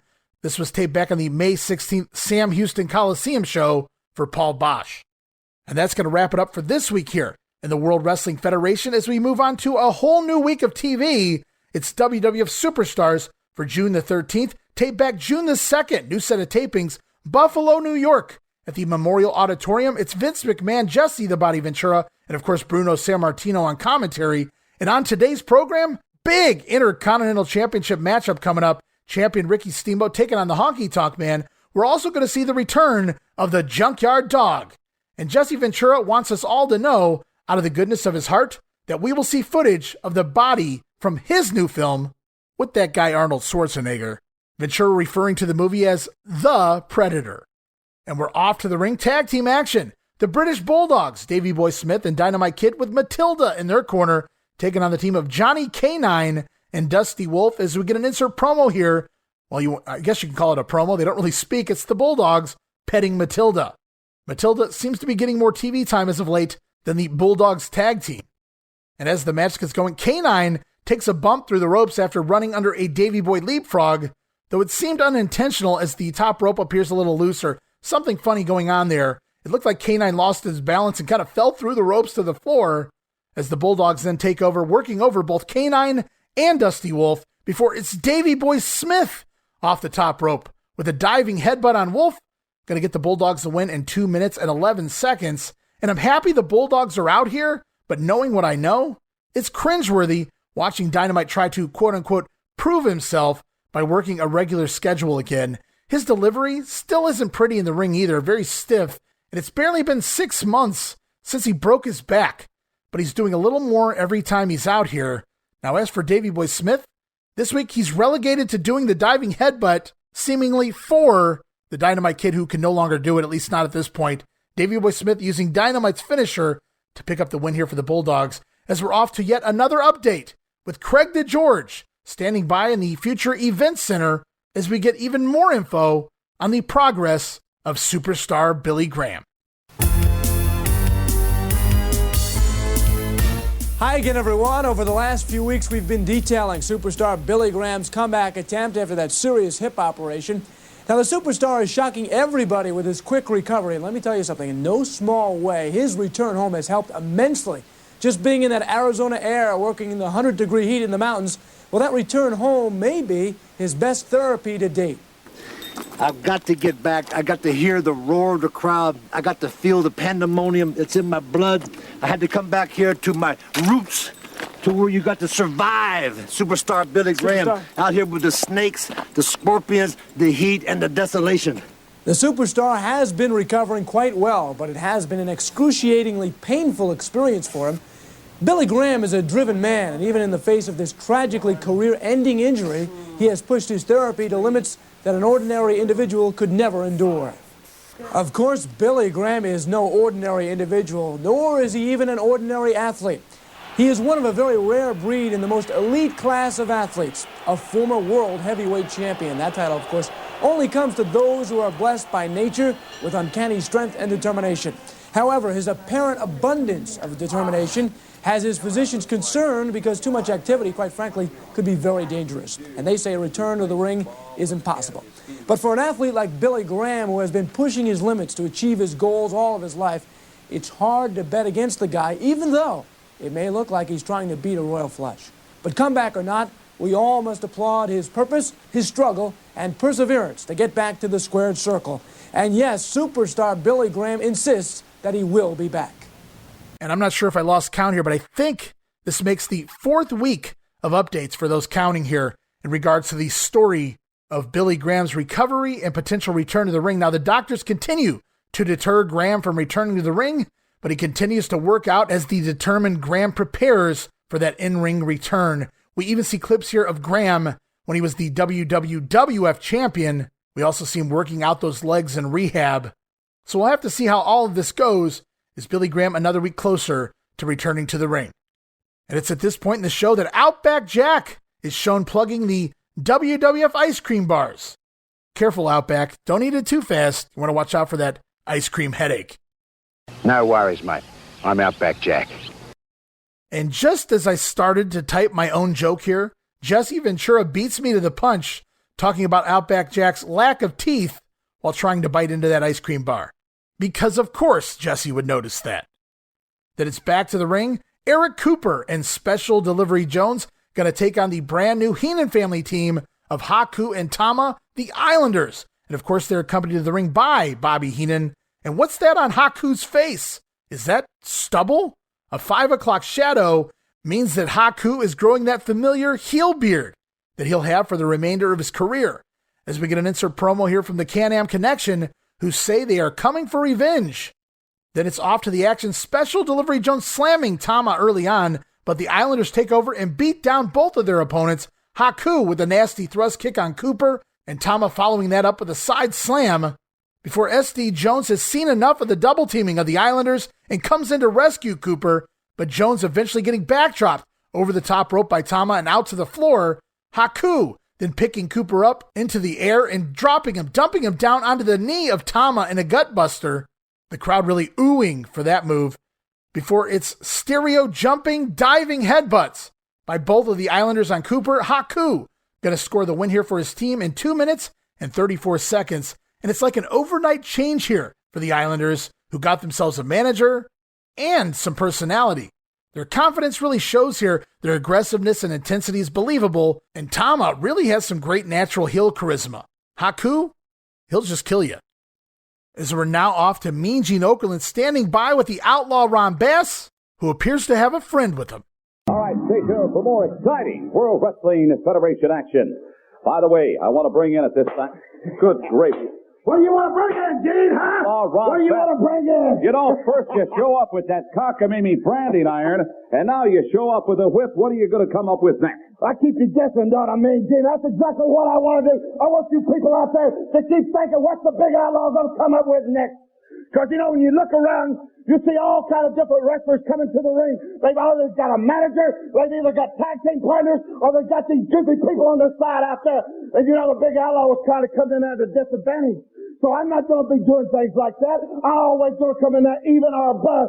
So I went out and I solicited the aid of Miss Betsy. And this big old fat Jack Tunney, he's already said, yo, bring it on, baby. There ain't nothing nobody can do to stop it, Gene. Hold the phone here just a second. In all due respect, Ron Bass, you have really been asserting yourself within the ranks of the World Wrestling Federation. But if you think for a minute you're going to be able to bring that whip, old Betsy, you call her, or whatever it is, into the ring, you show some respect when you start talking about something personal like that. You understand, Mean Gene? Or you just might be feeling the pleasure of Miss Betsy. You know what I mean?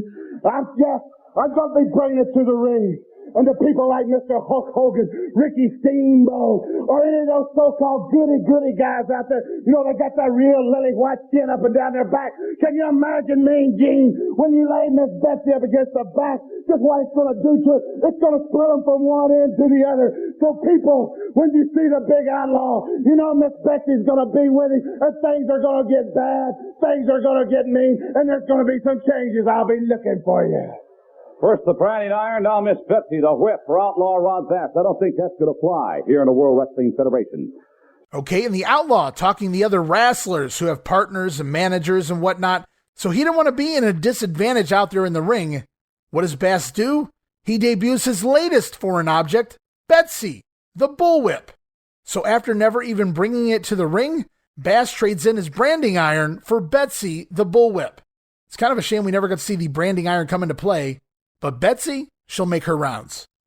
And then, courtesy of 20th Century Fox, no wait, he says it's courtesy of Jesse the Body Ventura, we get a clip of The Predator, starring Jesse Ventura and some guy named Arnold. Lots of shooting and explosions in this clip, very little dialogue, as Jesse Ventura goes nuts with some sort of automatic weapon. And I just love the fact that Jesse Ventura is in this movie and continuously refers to it as The Predator. It's Predator, Jess. Just Predator. And he's back. Yes, indeed, guys. It's time for the JYD Junkyard Dog in action. Going to take on Terry Gibbs here. Dog making his return to TV for the first time since WrestleMania 3. And we even get an insert promo from the Dog saying just as much here as Gibbs attacks JYD, but the Dog comes fighting back into a crisscross spot, which ends with a Junkyard Dog hip toss. But JY missing a falling headbutt, and Terry Gibbs takes over after landing a clothesline. Gibbs continues on the offense, but hurts his hand punching at that hard head of the dog, and JYD going to make the comeback, slamming Gibbs off the top rope, and it's the thump power slam going to score the win here in 1 minute and 42 seconds. And post-match, the dog looks gassed, and JYD back to dancing with the kids at ringside after the matchup, but he doesn't even bother to give us that customary JYD smile here. Was he just that out of breath, or does he just not care?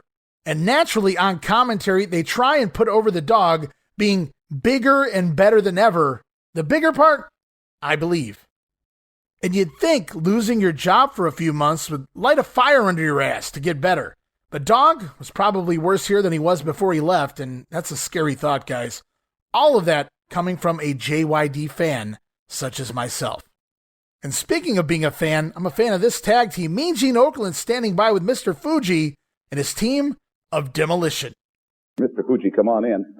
He's done it again, and you've done it again. Not only Killer Khan, but you've got probably one of the hottest teams right now in professional wrestling, Demolition. Very, very true. Demolition, axe and smash. One smash and one use axe. And when the one use the axe, the other stuff spread right out. And I love red.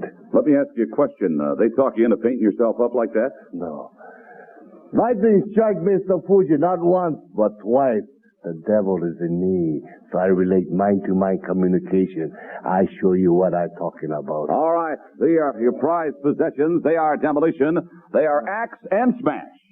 That's right. It's kind of like this. This is a very big world. And in this world, there's a lot of bad men. You have the Can-Ams. You have the Hearts. You have the Killer Bees. But when Fuji gives us the word, he gets that little smile on his face. That means to break bones, and it doesn't matter whose. So he might look at Axe, and Axe might break his neck. Then he'll look at me, and I might break a leg. And what's funny is, we love it. You notice I got the name straight this week, huh? It's about time, Howard. All we have to do to be successful, all we have to do to capture the gold belt, is listen to Master Fuji. Each and every night. After we demolish another team, we sit down and Fuji tells us what we did wrong. The only thing we do wrong is let our opponents get out of there without a trip to the hospital. Every night. It doesn't matter if it's the Can-Ams, the Bumblebees, the Hart Foundation, the British Bulldogs. We don't care who it is. Fuji says demolish, we demolish. Fuji says destroy, we destroy. You got that, Howard? Not Howard. I'm Gene. You're thinking of somebody else. I'm thinking of you. Not very often either. All right. I thank you very much, gentlemen, and I thank you, Mr. Fuji. You know, I got to compliment you on these uniforms you have the Demolition wear. They're a classy touch. I've got luggage that looks a little something like that. It's just beautiful. It thrills me to see them use it unpointed. Oh, they're sharp dressers. Very good. Mr. Fuji, along with Axe and Smash, the match. Smash and Attack! Okay. And it begins. We've already heard Mean Gene begin to screw up, referring to Axe as Smash, Smash as Axe, and now here it is. Axe referring to Gene as Howard. I would imagine in reference to Howard Finkel, who is also bald and has a mustache, as the Demolition state that they will continue to listen to Master Fuji and demolish their opposition. And I just love the heel Demolition promos with Mean Gene. They always have so much fun together back and forth. The delivery's so realistic here. I'm Smash and that's Axe. And we'll hear that moving forward more often than not, at least the heel Demolition. And it's back to the ring tag team action. The new Dream Team. Luscious Johnny V in their corner, taking on the team of Leaping Lanny Poffo and newcomer Scott Casey. And this week's Poffo poem is about the Nielsen ratings and the announce team here on Superstars. Poffo puts heat on Jesse Ventura, which Vince McMahon seemingly loves. Ha ha, pal! And Scott Casey making his WWF debut. And Casey, he may be a newcomer here to the World Wrestling Federation, but not to the wrestling rings. A 15-year veteran here is Scott Casey in places like Florida, Dallas, Japan, Amarillo, and even a headliner in San Antonio. And he looks really well put together here for this run as they let Scott Casey shine here early on, taking out both members of the Dream Team with some basic offense and looking good doing it. But eventually Lanny Poffo tagging in and landing his moonsault on Dino Bravo, going to get him a 2 count. A 2 count with your finisher doesn't bode well for Poffo. And to quote Robot Chicken, Lanny Poffo going boffo here, running wild until he runs into a Greg Valentine knee from the apron. The heels take over, and soon it's the Dino Bravo side suplex on Poffo, going to get the win in 2 minutes and 47 seconds. So Scott Casey loses his first match here in the WWF, but doesn't take the pin. And he really didn't get touched here. He was all offense, albeit generic offense, but offense nonetheless. So they're protecting him to a degree thus far. And we'll see a lot more of Scott Casey over the next couple of years here in the World Wrestling Federation. As it's off to another edition of the Snake Pit, Jake Roberts standing by with his guests Hillbilly Jim and Little Beaver here this week, talking revenge on that coward King Kong Bundy 3 months later. And the Snake Man telling Little Beaver that he's lucky to be alive after what Bundy did to him at WrestleMania. We go back in time and see clips of King Kong Bundy slamming and dropping the big elbow across the chest of Little Beaver. Beaver says he was in the hospital, but he's back, and Hillbilly Jim will take care of Bundy for the little guy. And isn't it odd, just a couple weeks ago, Hillbilly Jim trying some kangaroo tail soup, mate, and now he's out here all of a sudden? He randomly remembers he's supposed to be mad at King Kong Bundy. So that feud apparently back up and running, at least for the house shows, as we're off to yet another PSA, and at least this week I buy it. It's Ricky the Dragon Steamboat telling us to say no to drugs, kids, and get a natural high instead. More like a natural hi-ya. Get it, guys? Karate, hi-ya. Never mind. And back to the ring. It's time, guys. Intercontinental Championship here on WWF Superstars. The champion, Ricky the Dragon Steamboat, scheduled to take on the challenge of the Honky Tonk Man, Jimmy Hart, in his corner. As on commentary, Vince McMahon, Bruno Sammartino applauding Steamboat for being a fighting champion. But Jesse Ventura thinks it's foolish for having an open contract like this. Though make no mistake about it, the body is happy that Honky Tonk Man is getting this title shot. And as the match gets going, Honky attacks. And Steamboat gets tossed over the top rope early on, but he holds onto the ropes in a skin the cat type position, but his legs land around the head of Jimmy Hart on the outside.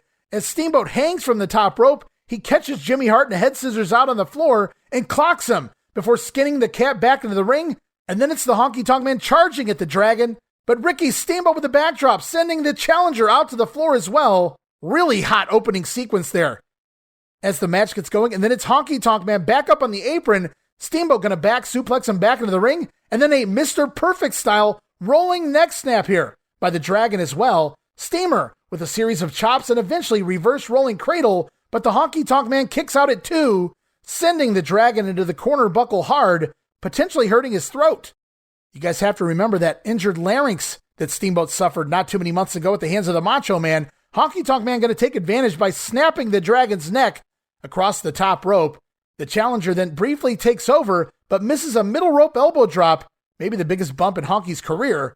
Steamboat, though, comes fighting back, but telegraphs a backdrop, and Honky Tonk Man hooks him, looking for the shake, rattle, and roll neckbreaker, but the Dragon counters out with a backdrop, and the Honky Tonk Man goes flying upside down to the corner after that. Steamboat fires up, pun intended, with a series of karate chops, and to the top rope, it's the Dragon. Flying karate chop off the top. That's been his finisher as of late, but Jimmy Hart up on the apron to distract the referee. Steamboat going after the Colonel, even drop-kicking Honky Tonk Man into his manager. Down goes Jimmy Hart off the apron, and the champ seems to have this match well in hand. The Dragon with an inside cradle, but Honky Tonk Man rolls it over. Honky reversing the cradle and holds the rope for leverage.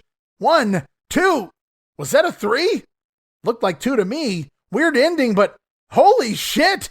The Honky Tonk Man has apparently pinned Ricky the Dragon Steamboat. 3 minutes and 50 seconds is all the match went, and it appears that we have a brand new WWF Intercontinental Champion, the Honky Tonk Man. Jesse Ventura on commentary, sticking it to Bruno Sammartino and Vince McMahon, who felt the Honky Tonk Man wasn't even deserving of a title shot. And now he's the Intercontinental Champion. And I did not see this coming as a kid. And based on that abrupt finish, neither did the fans in attendance. Holy wow. Everyone in shock. We got some boos there, but also confusion and disbelief The fans weren't really sure that the Honky Tonk Man had even won the title as Honky and Hart leave with the IC belt in celebration, and the crowd clearly doesn't know what to make of it. Did this really just happen? Honky Tonk Man pinned Ricky Steamboat in less than 4 minutes? So after a storied feud between Savage and Steamboat leading to the Dragon winning the Intercontinental title at WrestleMania 3, one of the most epic matches in WrestleMania history, only for the Dragon to lose the title on TV just a couple months later to a gimmick heel. But boy, was that gimmick over. And thus begins the reign of the greatest Intercontinental Champion of all time, the Honky Tonk Man.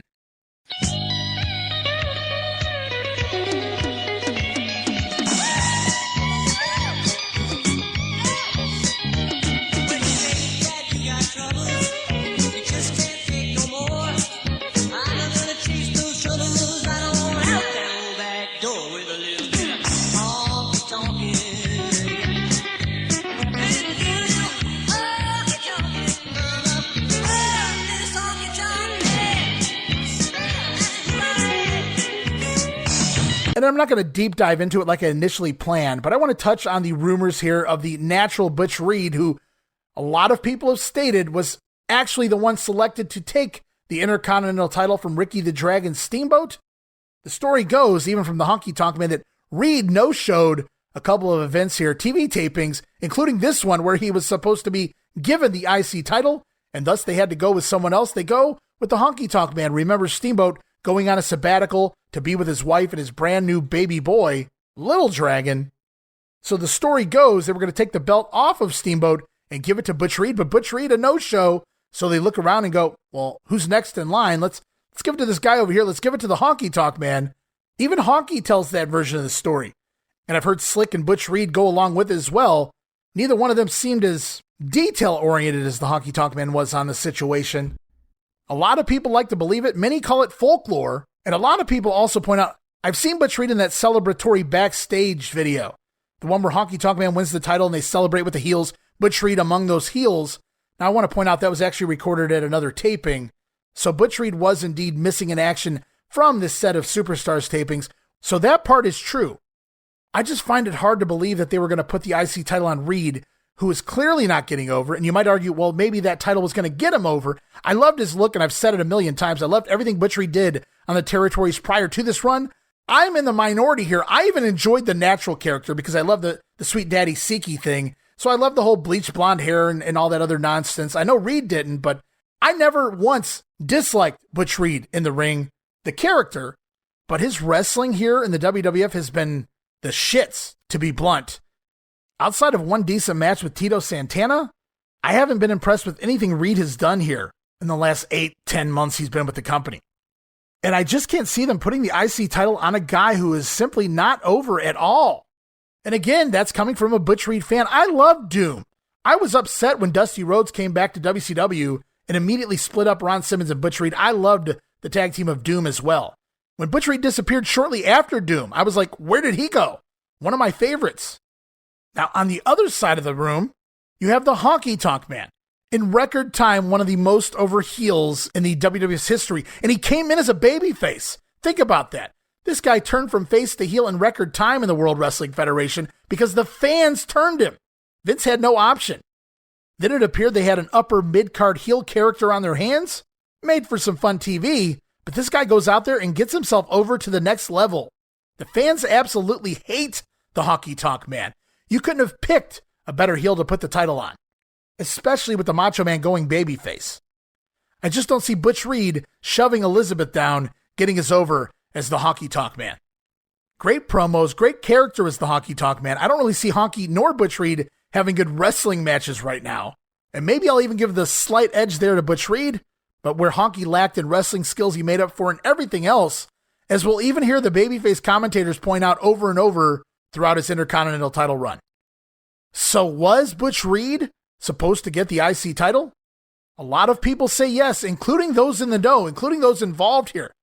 Others in the know say absolutely not. It's just a fairy tale, a story that somebody created once upon a time. And I guess at the end of the day, we probably really never will know. And as fans, we're going to pick our sides And for years, I wanted to believe the Butch Reed rumor because it sounded cool.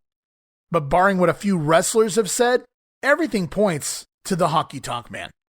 And that's where I stand on it as of 2023. As we roll on with the show, still one more matchup to go down here this week on Superstars. The one-man gang with Slick in his corner going to take on Silvano Sousa? Wow, now that's enhancement talent from way back. Talking back to the 1970s. Sousa looking a little trimmer here now, at least better than he did when I last saw him. And you can tell this match really did happen after that Intercontinental title change. Either that or they simply didn't add any crowd sweetening noise here because the fans are still in shock, I would imagine, from the Honky Tonk Man winning the title. And they're fairly quiet for this matchup as we get an insert promo here from the gang and the Doctor of Style talking the Master Blaster finisher.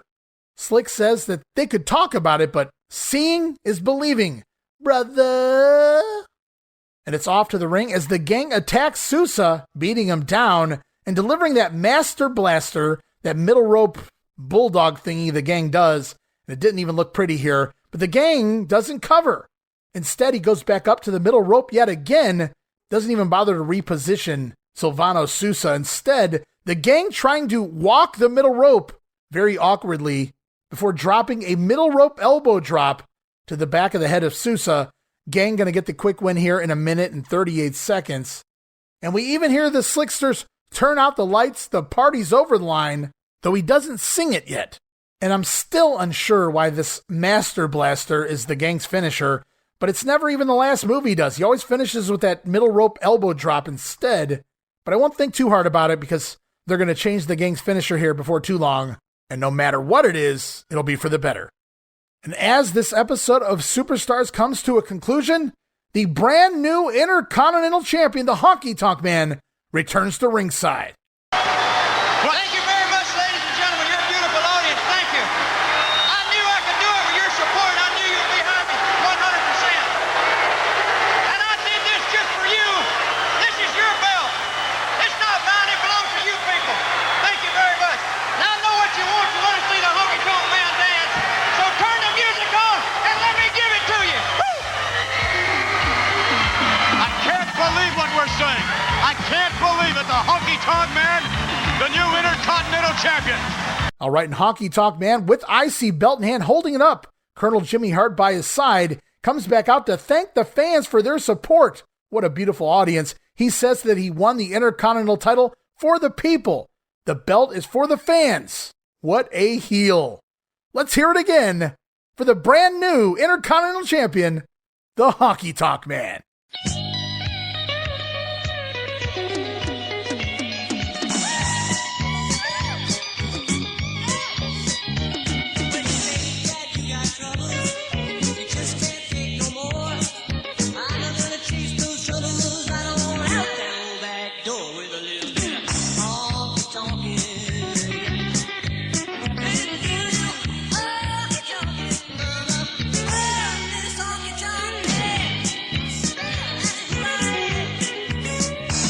All right, we're going to continue on here. More WWF action. But first, once again, it's the WWF on tour. It's the World Wrestling Federation on tour, coming to these great areas and facilities with action. Monday, June 22nd, Lexington, Kentucky, Rupp Arena. Ricky the Dragon Steamboat on the bill in Lexington. Sunday, June 21st, Columbus, Ohio, Ohio Center. George the Animal Steel in action in Columbus. Saturday, June 20th, Fort Wayne, Indiana, Allen County War Memorial. It's the Junkyard Dog returning to Fort Wayne. Saturday, June 20, Augusta, Georgia, Augusta Civic Center. Macho Man Randy Savage on the card in Augusta. Saturday, June 20, Philadelphia, Pennsylvania, Philadelphia Spectrum. Hulk Hogan among those in action in Philly. Friday, June 19th, Peoria, Illinois, Peoria Civic Center. The Hart Foundation on the card in Peoria. Friday, June 19th, Winston-Salem, North Carolina, Winston-Salem Coliseum. Jake the Snake Roberts, Ricky the Dragon Steamboat on the card in Winston-Salem. It's the World Wrestling Federation. Be a part of it when it comes to your area. All right, and hopefully they made their way to your area. And right now we're going to make our way to June the 14th in WWF Wrestling Challenge, a new set of tapings there as well. Tape back June the 3rd in Rochester, New York at the War Memorial. Gorilla Monsoon, Bobby Heenan on commentary. And off to the ring we go, Kamala and Sika with Mr. Fuji and Kim Chi in their corner, going to take on the team of Don Driggers and Mario Mancini. And it appears that the Barber, Brutus Beefcake, must have gotten a hold of Mancini because his mustache is missing in action this week, and now Mario just looks like another random job guy. The action goes on, the heels dominating both opponents. Excellent running sequence here with Driggers and Sika. Sees Driggers run right into a Sika Samoan drop. Gets a big pop from the fans. That's what happens when you do something right. Followed by a Kamala splash. Gonna pin Driggers in 2 minutes and 21 seconds. And then post-match, Kamala off to the top rope, looking to splash Driggers. He could make peanut butter pie out of Driggers. Well, he certainly could. Gorilla Monsoon always talking about that peanut butter pie. And let's talk about Kamala and Sika just for a second here, given their look, their size, their past history, and the fact that the team actually works. I mean, Sika, a former WWF Tag Team Champion, Kamala, he's feuded with the likes of Hulk Hogan and Andre the Giant. I just can't believe these guys weren't given anything to do here during their run in 1987, as we're off to Wrestler's Rebuttal with Greg DeGeorge standing by with the K&Ms. Right now, it's special Wrestler Rebuttal time. Let's go to Greg DeGeorge with a K&M. Gorilla Monsoon flubbing on two things there, and it's off to Wrestler's Rebuttal. It's actually Craig DeGeorge standing by with the Can-Am Connection, Tom Zink, Rick Martel, as they look for revenge on the Islanders. And the duo, they hit the bullet points here and what they want to say, but it feels like they're so worried about getting their point across, they lack any emotion behind their words, very much like Kim Patera. Okay, maybe not that bad, but just lack of emotion here in what they're saying, especially with Tom Zink. As we're off to the ring, Brutus the Barber Beefcake going to take on Dusty Wolf. Beaver beginning to grow his hair out, but still trying to figure out that babyface gear. This week, the Barber wearing something similar in color scheme to the Beverly Brothers. As we get an insert promo from Jacques and Raymond, the Rougeau brothers, they show off their solidarity by talking Brutus Beefcake's improvement on his haircuts in recent weeks. Meanwhile, Brudai doesn't even acknowledge the Rougeau's existence in his promos. Not that I blame him. And it's lots of strutting early on here by Beefcake and stalling by the Beaver, frustrating Dusty Wolf. Brudai, though, comes back with a power slam and locks in the sleeper hold, going to get the win in 2 minutes and 26 seconds. In post-match, Beefcake putting on the Barber's jacket and a smock for Dusty Wolf. Nice touch here this week. Going to put a smock around the neck of Dusty Wolf before doing a little cutting. And Beefcake, he's been strutting since he arrived here in the WWF back in 1984, but he's becoming more animated here as a babyface, now signaling for the sleeper, laying his head on his hands. And Brutus has said in the past that he thought this gimmick was a rib when it was pitched to him back before WrestleMania 3. Then when he realized it was real, he thought his career was over. But in fact, it all worked out. Right out of the gate, the fans loved the haircuts and Beefcake embracing the gimmick here, adding the mannerisms. Really adding a lot to the character of the Barber. Brutus Beefcake being handed a gimmick he thought was going to be the death of his career, but he makes it work, and you got to give him that much. As we're off to Mean Gene Okerlund standing by with the duo of the Killer Bees. All right, hi, get everybody. Mean Gene Okerlund bringing in right now one of the hottest teams of the World Wrestling Federation. I mean, these guys are on fire. From White Bear Lake, Minnesota, jumping Jim Brunzell. From Tampa, Florida, B. Brian Flair. And gentlemen, talking about hot, we have got a very hot and volatile tag team situation here in the World Wrestling Federation, Jimmy. Well, that's right, Gene. You know, you're talking talent in professional wrestling. You're talking the World Wrestling Federation, and that holds true for the world's tag team situation right now. Everybody wants a shot at the Hearts. There's a tremendous amount of talent. They just go right down the line, the Demos, the Hearts. You got Bravo and Valentine, and the list goes on, the Can-Am. Brian and I are in a great position right now, and hopefully if we can remain healthy and maybe create a little mass confusion, maybe we'll get those belts soon. All right, as we wade through that list, B. Brian Blair, let's talk about, yes, the Demolition, the British Bulldogs, the Rougeau brothers, the New Dream Team. That list goes on and on, but ultimately everybody wants a shot at the champions, and they just happen to be at this time the Hart Foundation. That's my exact same sentiments, Mean Gene. You know, I went to our main man, HH, and I said, Hulkster, I said, we're facing some really big dudes. You know, when I saw you slam that giant down to the mat, I know you got it, what it takes. And I said, we just need a little bit of psych-on. We need something. And he said, wait a minute, let me tell you what you need. I know exactly what you need. You need a little pump on them wings. So we went down in the dungeon in Venice Beach, right in the gym there, and we saw that steel staring us in the eyes. And we started lifting, man. We started hanging and banging. We sweat and we swore. Finally, Brunsy and I passed out. The Hulkster woke us up and we got up and did it some more. And now we're ready, Daddy-O. We're ready, Mean Gene. As a matter of fact, we just stopped by Hazel's last week, picked us up a quart of Orange Blossom Specials, Hazel's Honey Hut, 2 quarts. We're ready to go. Our toes are tapping and our wings are flapping. We're ready for some Be Brian Blair, Jumpin' Jim Brunzell. And Brian Blair continuing to put over Hulk Hogan in his promos, going to the gym, strengthening their wings. The Killer Bees, they hanged and banged, they hung and bung. That one's for you, Jesse. And they've got a matchup coming against the WWF Tag Team Champion Hart Foundation real soon here on TV.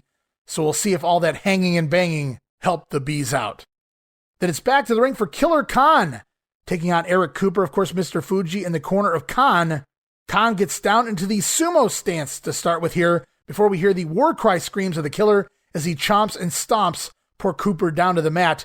Khan even busting out a Russian leg sweep, which Gorilla Monsoon inaccurately describes as a back suplex.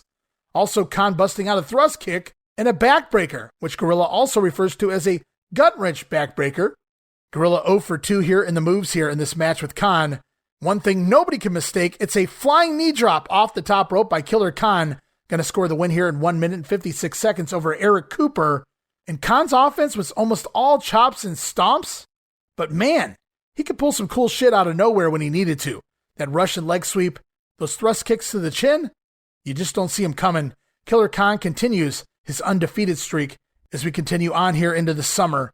And we're off to yet another soundbite. This time, Mean Gene Okerlund standing by, going to interview the Doctor of Style Slick and his newest member to the Slickster stable, the One Man Gang.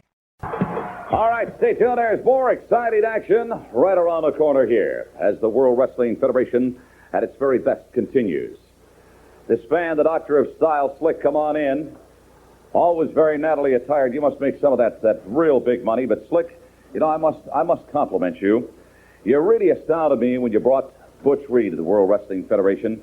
But this latest acquisition of yours is absolutely awesome. One Man Gang is overwhelming. You know, Gene, you finally said something that makes a whole lot of sense when you're referring to me.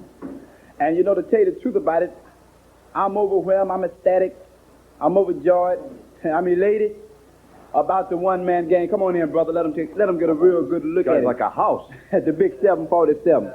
You know, let me tell you something. You got to have goal and aim in life, you know what I'm saying? I've already come to the World Wrestling Federation. I've guided my men to victory after victory, but that's not enough.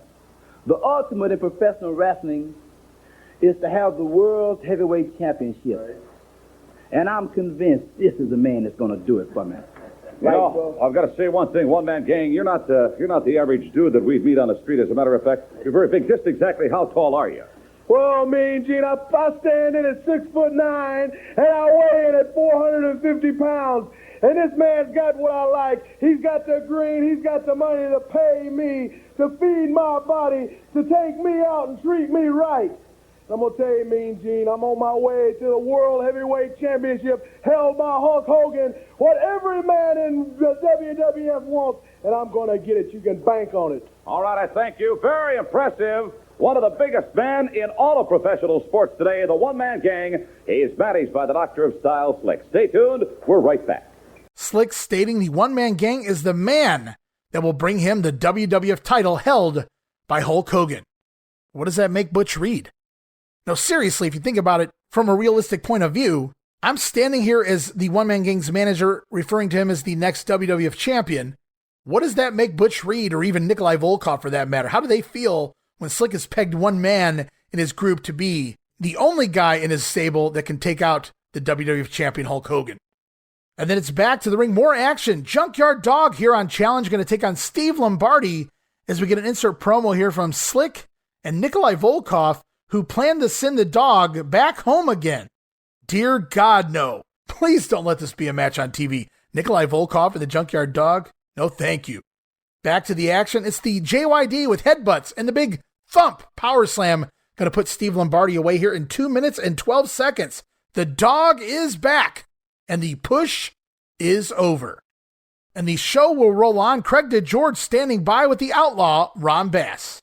They call Ron Bass the Outlaw for good reason, because as you know, the Outlaw has been known to bend and break rules over time, and What is the business? bending and breaking What is the rules? business When you with- talk about somebody bending and breaking rules, that means they do something behind somebody's back. And I never do anything behind anybody's back. I'll look you eyeball to eyeball and look you toe to toe, baby. Let me tell you something, what I'm coming out here for now is to introduce a friend of mine. We're going to call her old Betsy, huh? And let me tell you something, people. There's a lot of people like Hulk Hogan, Tito Santana, Ricky Steamboat. There's a bunch of people out there. You're going to be feeling the pain. You're going to be feeling the sting of old Betsy before I'm done. Because when the Outlaw, he first got to the WWF, he says, hey, you're going to take notice, and I guarantee you, I've got the thing right here to make you turn around and look at the big Outlaw, because the big Outlaw is a man to be feared, and right here is something that's backing me up. So people, whenever the Outlaw's on the card, you better believe I'm going to be there live and in color, and old Betsy right by my side. I'll be looking for you. Ron Bass stating that he isn't the kind of man that would sneak attack someone. He's the kind of guy that looks him right in the eyes, does it face to face, name drops a few of the baby faces here, including the WWF champion Hulk Hogan. Now that could have been fun for a TV match. The Outlaw versus Hulk Hogan. As once again, Bass showing off his latest weapon, or accessory here. It's his bullwhip, Old Betsy, which is not to be confused with Bobby Heenan's personal secretary, Miss Betty. So Ron Bass going from the branding iron to the bullwhip in record time, but at least they're trying with him. Then from there, we get a couple of replays from Superstars. First, it's a replay of the update on Superstar Graham's recovery, and then shown in its entirety here on Challenge, the Superstars replay of the IC title match of the Intercontinental Champion Ricky Steamboat taking on the Honky Tonk Man, and of course, as we all know by now, the Honky Tonk Man, the new Intercontinental Champion. Then back to the ring here on Challenge, 6-man tag team action sees the team of Iron Mike Sharp, Cowboy Bob Orton, and the Magnificent Morocco. You think that's odd? Listen to this. Taking on the trio of Billy Jack Haynes, Hillbilly Jim, and Special Delivery Jones. Wow, talk about hitting rock bottom. Haynes now teaming with SD Jones. And Haynes going to start things out here as he takes a hip toss and an arm drag from Orton early on, but the Cowboy celebrates for too long, and Haynes making the comeback, tossing Orton all around the ring before the Magnificent Morocco tagging in, as does Hillbilly Jim. And eventually, though, the match will break down into a Pier Sixer, all three heels being sent into the same corner and then sandwiched into one another. The action goes on from there. Special Delivery Jones laying in a few headbutts to stun Don Morocco, but Don makes the comeback with a power slam out of nowhere on SD Jones. Then from there, the dazed Morocco staggers into his corner, partner Cowboy Bob Orton extending his hand, but Morocco doesn't see it and instead tags out to Iron Mike Sharp, which seems to upset the Cowboy, as Morocco and Orton then begin arguing, but the referee's still distracted with all of the action going on all around the ring, and Don Morocco back inside, climbing up to the middle rope, Mike Sharp holding SD Jones from Morocco, but Morocco coming off that middle rope, accidentally nailing Sharp instead, SD Jones out of the way. Morocco clotheslining Iron Mike, SD Jones going to drop down and make the cover on Sharp. 1, 2, 3. The babyface team going to get the win here in 3 minutes and 24 seconds. Post-match, Orton and Morocco argue all the way up the aisle as the babyfaces celebrate in the ring. And Billy Jack Haynes couldn't even get the win here for his team. And yes, I do get that this match was more about the Orton and Morocco storyline, and it meant a little more for SD Jones of all people to score the win here. But still, I'd love to know what Haynes did to fall down the ladder this far. And SD Jones clearly back on the road full time here in the WWF, at least for the time being. As we close out this edition of Wrestling Challenge, it's Mean Gene standing by with Jimmy Hart and the tag team champions, the Hart Foundation. I cannot believe it. What a bombshell, ladies and gentlemen. Another surprise here in a World Wrestling Federation. Jimmy Hart, you've got to be the luckiest and the happiest guy I've seen at a World Wrestling Federation. All of a sudden, the Honky Tonk Man is the brand new Intercontinental Champion of the world. You know, this is the greatest day of my life. The Hart Foundation's are the world champions, and like you said, Daddy, the Intercontinental Champion is who? That's right, the Honky Tonk Man. That's right. Please. And you're jealous. You're jealous of the Harts, and you're jealous of the Honky Tonk Man. We're sitting on top of the world. You know, it's a lot of great teams out like the Killer Bees, the Islanders, you know, Morocco. Hey, bring them all on, right, Daddy? What about the Rougeaus? What about the new drink team? What is it, Bret Hart? It's a big day for the foundation. A big day. Next thing you know, Danny Davis will be beating Hulk Hogan, and we'll have all the belts. You can't underestimate the Hart Foundation. Not at this point. One at a time, gentlemen. Yes, you were saying. Not at this point. Don't underestimate the Hart Foundation.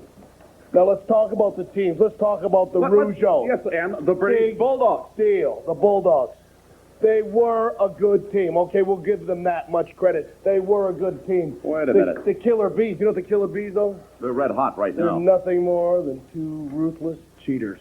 And I don't know how they sleep at night. Absolutely. How can you say that, Jim, the Anvil Well, Neidhart? number one, everyone knows that when a bee stings someone, and the stinger comes out and that bee stings that one, a bee dies after it stings one time.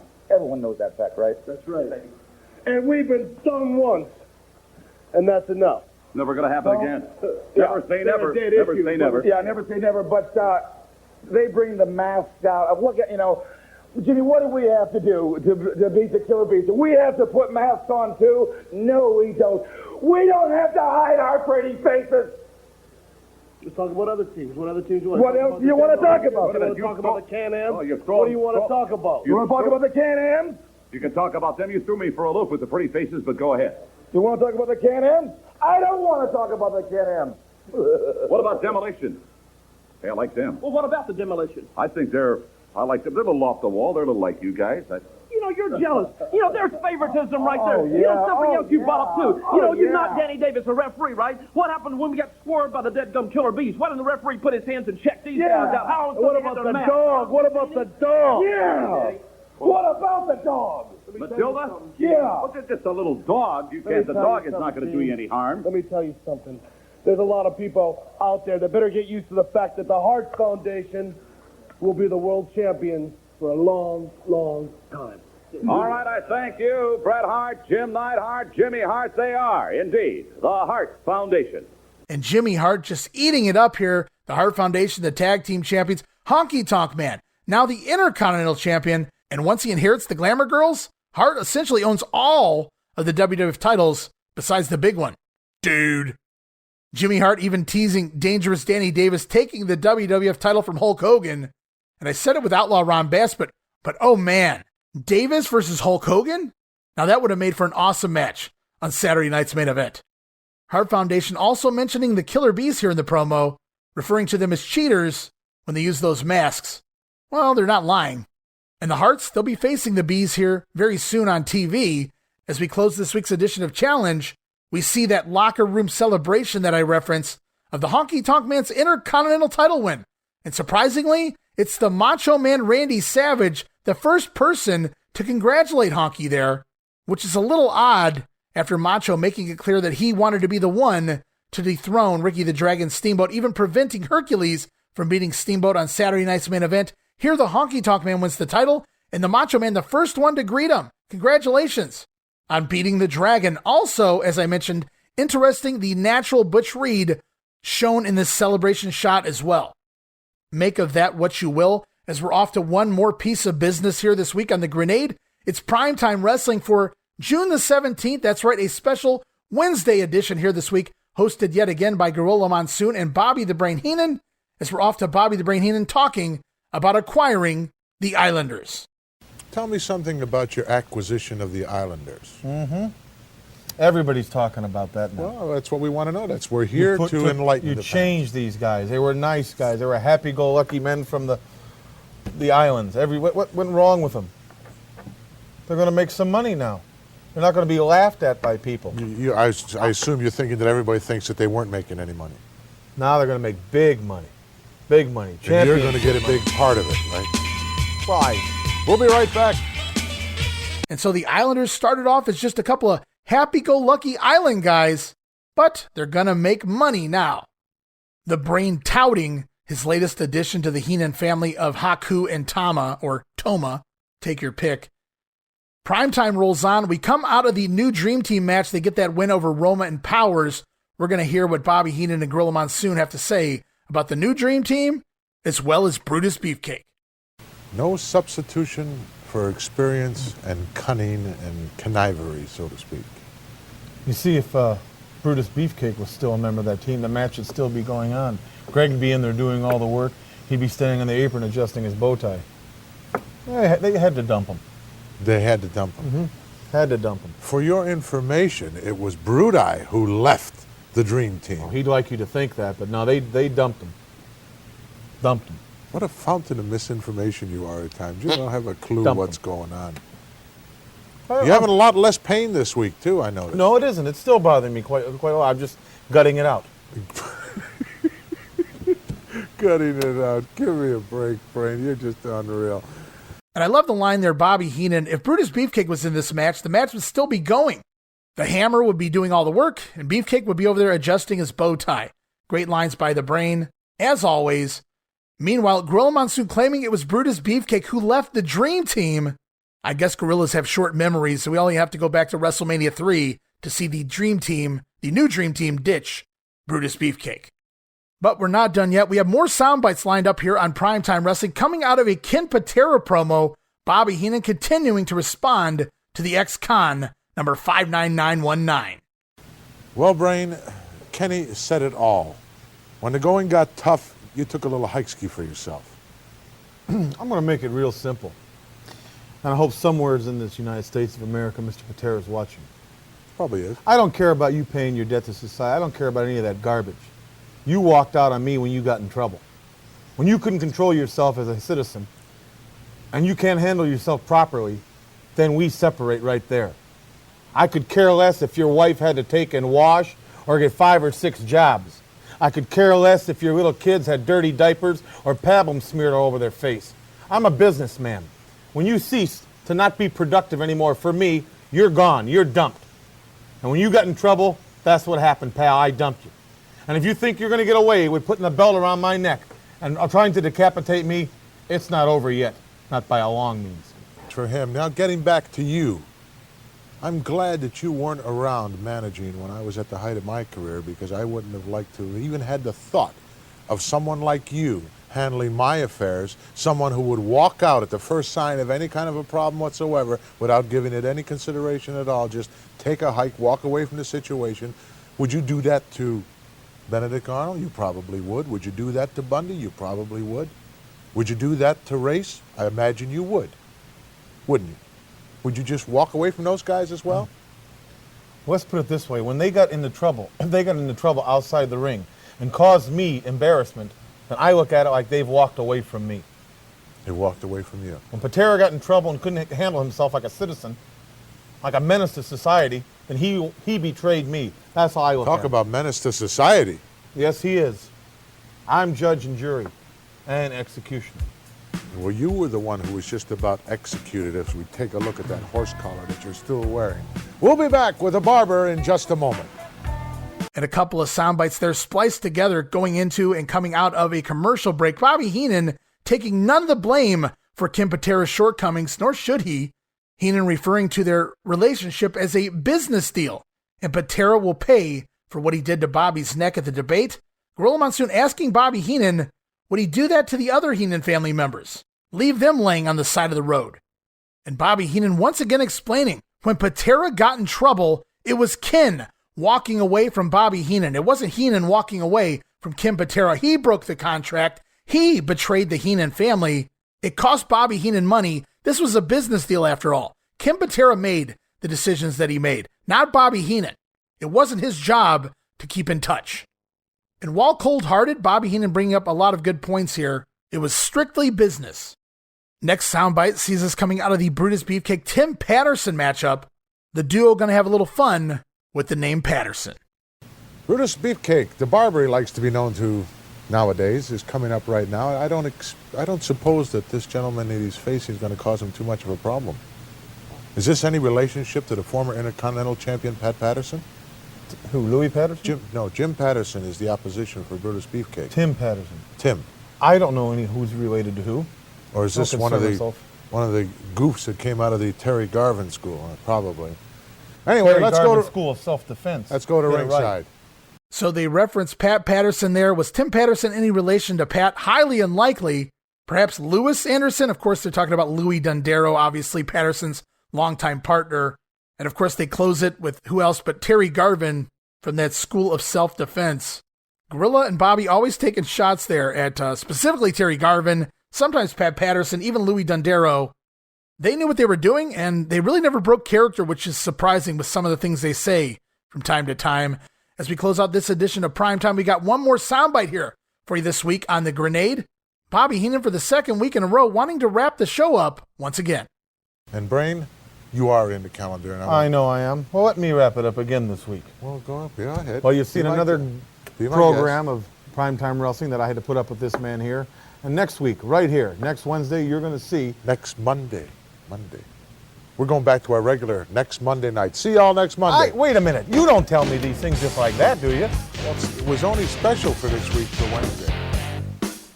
Bobby Heenan says we'll see you again here next Wednesday. Nope, we're going back to Monday next week, Brain. Primetime going to be back on the air here in just 5 days with a new edition of the show. Speaking of shows, this edition of Primetime going to conclude with a Primetime exclusive. Taped back May the 13th, San Diego, California at the Sports Arena. It's the team of the Magnificent Morocco and Cowboy Bob Orton with Mr. Fuji in their corner, defeating the team of Corporal Kirchner and CV Afi. Morocco scoring the winner over Afi with the Tombstone Piledriver. Match goes 7 minutes and 17 seconds. Fun little TV match here this week, and even though we've heard of the names like Afi and Kirchner, of course Kirchner already gone from the company any day now, if not already.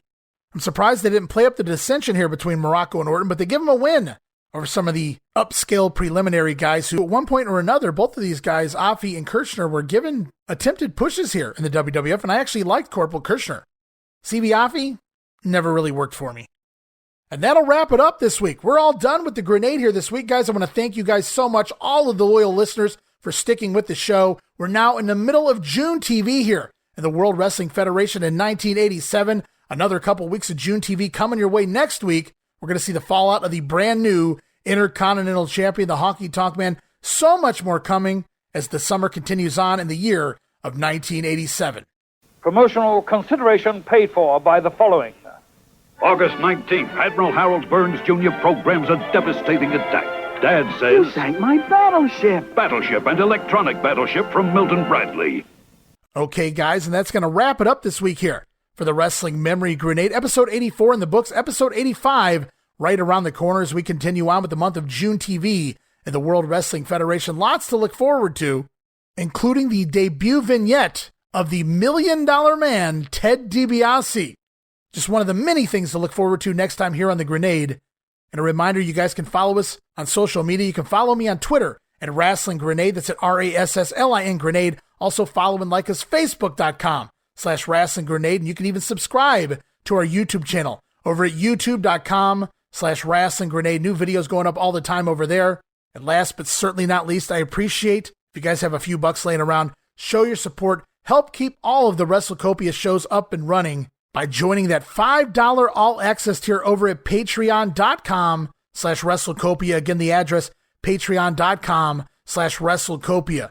There's no subscription. You can cancel any time. Just give it a try for a month. I think you'll like the content we offer. And as part of that $5 all-access tier, you'll get things like all of my insanely detailed show notes for 3 of the podcasts here on WrestleCopia, plus early access to many of the shows, digital downloads for your viewing and reading pleasure, enhanced versions of the earliest episodes of The Grenade, including new content edited back into the shows, and of course our Patreon exclusive watch-along series, all of that, plus bonus drops. You never know what I'm going to add, videos or otherwise, as part of that $5 all-access tier, and you get all of that again for the low, low price of just $5, guys. So if you can, please help show your support and keep the WrestleCopia Podcast Network up and running for the years to come. And a special thank you to all of the patrons who have been with us for the past several months, the past several years here on the WrestleCopia Podcast Network. I want to thank you guys. I want to thank all of the loyal listeners of all the shows here on WrestleCopia. And don't forget, if you have the time, a brand new episode of Monday Warfare, episode 25 is up now, covering the July 1st edition of Monday Night Raw and WCW Monday Nitro. It's the go-home show to the Bash at the Beach pay-per-view. Harlem Heat versus the Steiners, disco balls used as weapons, Air Halliburton from Steve McMichael, and so much more. Then over on Raw, the WWF make their attempt at a lesbian storyline with Marlena and Sable, plus Sonny gonna get slopped. The Rockers will explode again as Shawn Michaels takes on Marty Jannetty, plus I'll talk about Ultimate Warrior drama and so much more as part of the latest episode of Monday Warfare, The Battles Within. Also be sure to check out our regional wrestling podcast where we talk the territories. Been covering 1986 in the Mid-South Wrestling Territory with guest co-host Roman Gomez. Also, we've started up Georgia Championship Wrestling for 1981 with guest co-host Jamie Ward. All of that and more is part of the Regional Wrestling Podcast.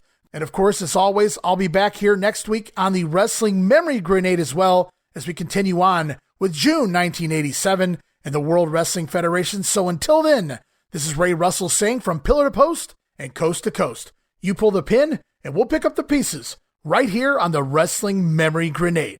I'll see you next week. Don't miss it. Be there!